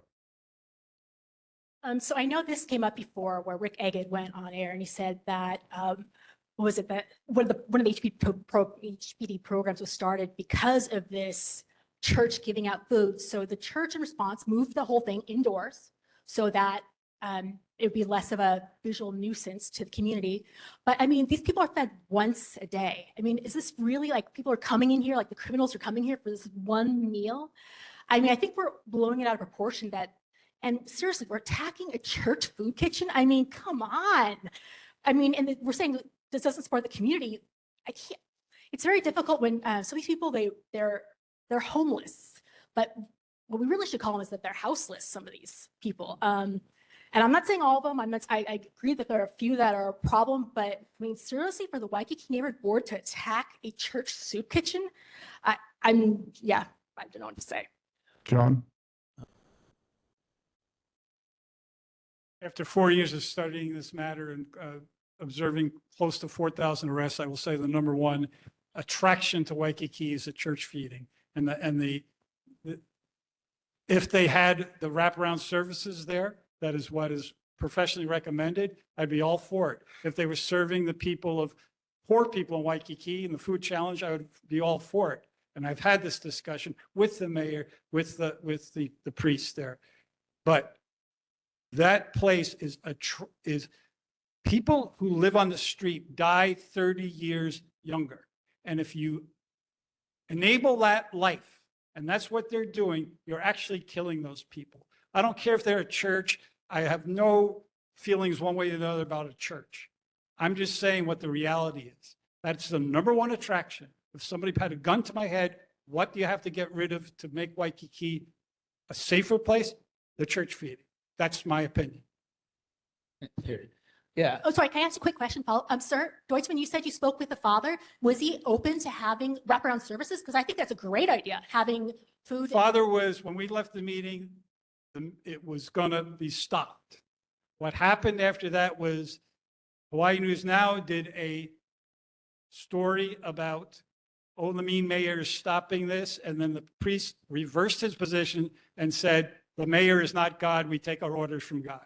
So that's what happened. It was going to stop, but then it got to this political thing, which, you know, we're going to, it's going to, people who don't know what's going on in Waikīkī, which includes some people sitting here, because I'm out there every day and I know all the bad guys, they'll say, oh, we can't go after the church. I'm telling you, that's what our number one problem. Lou? Yeah, I agree with Sarah. I mean, I had concerns about this from the beginning, although, and I did speak with Jillian, and actually I took a closer look. It is a beautifully written letter. I will say that it's very nice, and it really does try to strike a compromise, and I can appreciate that. But I think in the end, I mean, if a church wants to feed homeless, hungry people, I don't want to be the guy to say, no, don't do it. And I don't think that the neighborhood board should be the people that should be saying that. The mayor is on their back, and it doesn't seem to be working. I would rather see the church come here. I'd rather have an agenda item and have the church come and talk about what they're doing. And then maybe I could make a more intelligent assessment about whether I support the letter or I don't support the letter. But as of now, I mean, that's just my gut instinct is that this is a church, they're trying to do what they think of as God's work or whatever. And we're going to, and if they commit crimes, if they go there, they get their lunch and then they go across the street and they commit crimes, then arrest them for committing the crimes. But don't blame the church for trying to provide a meal to these people and say, well, that's a magnet. And I mean, I don't think that makes any sense. These people are probably here anyway. And to say, I agree with you in the letter that they would be better off going to the other place and maybe getting plugged into services, but they'd have to be transported over there. I mean, they're already here, whether you guys like it or not. And so not feeding them isn't going to make the problem go away. So that's why I have concerns about it.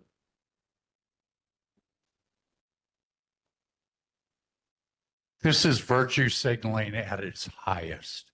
Father Lane is a hypocrite.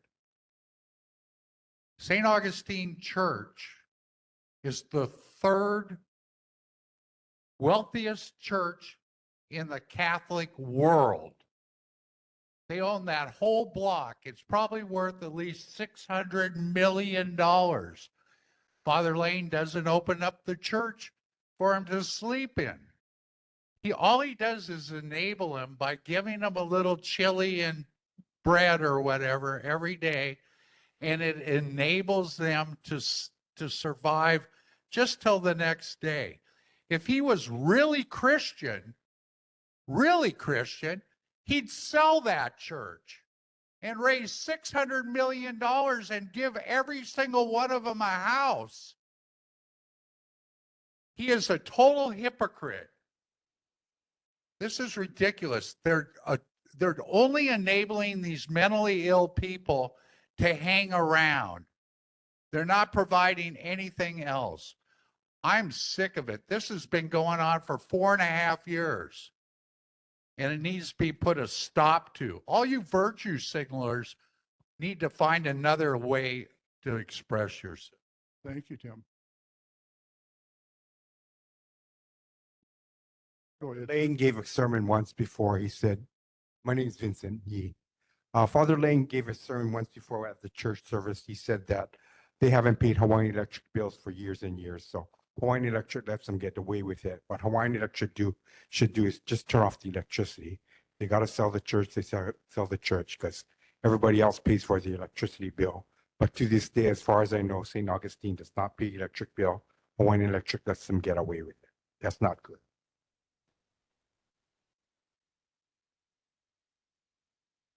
Nate? So there is a good example of what happens when an agency that was feeding the houseless reverted and changed gears a little bit. So downtown, the River of Life over by River Street had the same issue where they were actually feeding 3 meals a day to the houseless community or to the underprivileged. And that was similar to this, creating a magnet for the less fortunate to be staying in that area. And so they listened to the mayor's request and they actually set up mobile feeding stations where they would go to different locations and feed them on a regular basis. That way you don't get that kind of accumulation in one spot. So there's proof of concept because that has worked very well, where you don't see as much of the houseless population congregating around Pauahi and River Street based off of that. Based off the fact that what I'm hearing is that the father has not been cooperative, I think this sends a strong message that the community does not support this. All religious creed aside, he can believe whatever he wants to believe. We have a separation of church and state in this country. And I firmly believe that we need to direct these folks to where they're getting these wraparound services. Louis, to speak to your concern about transportation, the whole new program actually will pick people up and transport them. Right now it's at Old Stadium Park. They were actually going to pick someone up from Kailua Beach Park. They go all over the island to get people over to those transitional shelters and get them the wraparound services that they need. So, and John is correct. You know, their life expectancy goes down 30 years by living on the streets. So we're not doing them any favors by enabling this. And so it's one of those things where at its heart, he's doing a humanitarian service, but in the greater scheme of things, he is doing them a disservice. So I very much support this and thank you, Jillian, for writing such a well-written letter. Any other comments on Bill 46? Yeah. The letter, sorry. Back to the letter. Yeah, I would just like to say that the letter is well written. And I think that I want to support sending it. But I'm not convinced that it's actually going to give any benefit. But I am supportive of sending this letter to the city charter gives us no authority. We only can recommend and suggest. But this letter is perfect for that because we're recommending a change that will improve Waikīkī. So any other comments on the letter? Seeing none, I'm going to ask for a roll call vote. Okay, when I call your name, please say yes, no, or abstain regarding the letter to St. Augustine regarding the free food distribution. Okay, Amu? Okay. Anderson? Yes. Okay. Rolf? Yes. Okay. Corey? Erdochek? I'm going to still vote no, but I will say Nate made some very good points. And I really would like to have the church or the priest come here and have more discussion. And then I think that would be beneficial for all of us. Okay. Finley? Yes. Okay. Tim? Yes. Okay. Daniel Jacob? Ken Jacob? Jeffrey Mers? Okay. Nate? Yes. Okay. Shannon? Yes. Yes. And Sarah? No? Okay.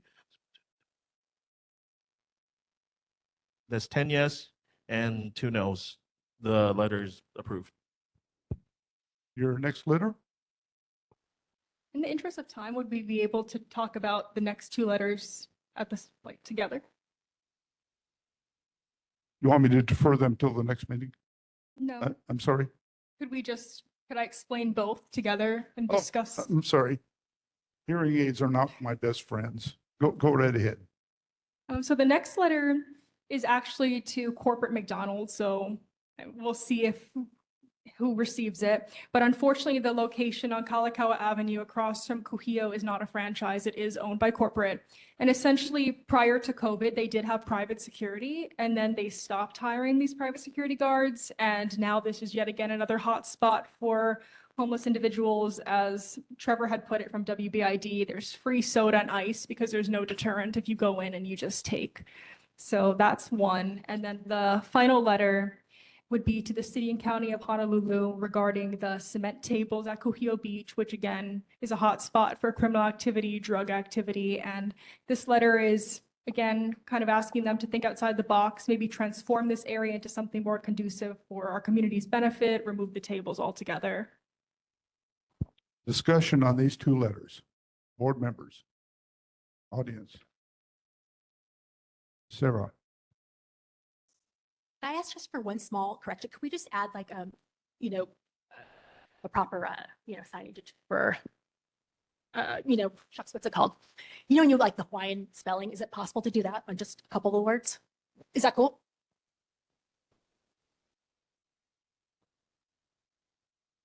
Like the diacritical marks? Okay. So I hear a motion to support the concept of both of these letters. Okay. Further discussion?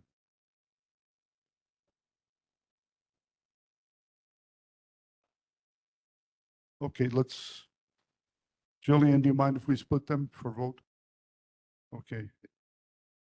With the permission of the people making the motions, we will split them into two votes. Is that acceptable? Okay, so we'll have two votes. Any further discussion on these two items? Seeing none. We'll vote on McDonald's first. Okay, this is regarding the McDonald's hiring private security. Okay, yeah, please say yes, no, abstain. Renee? Amu? Yes. Oh, yes, okay. Anderson? Yes. Okay. Nordahl? Yes. Okay. Horazio, sorry. Okay. Okay. Erdechek? Okay. Finley? Yes. Okay. Height? Yes. Daniel Jacob? Ken Jacob? Okay. Mers? Okay. Sirota? Yes. Okay. Smith? Yes. And Worth?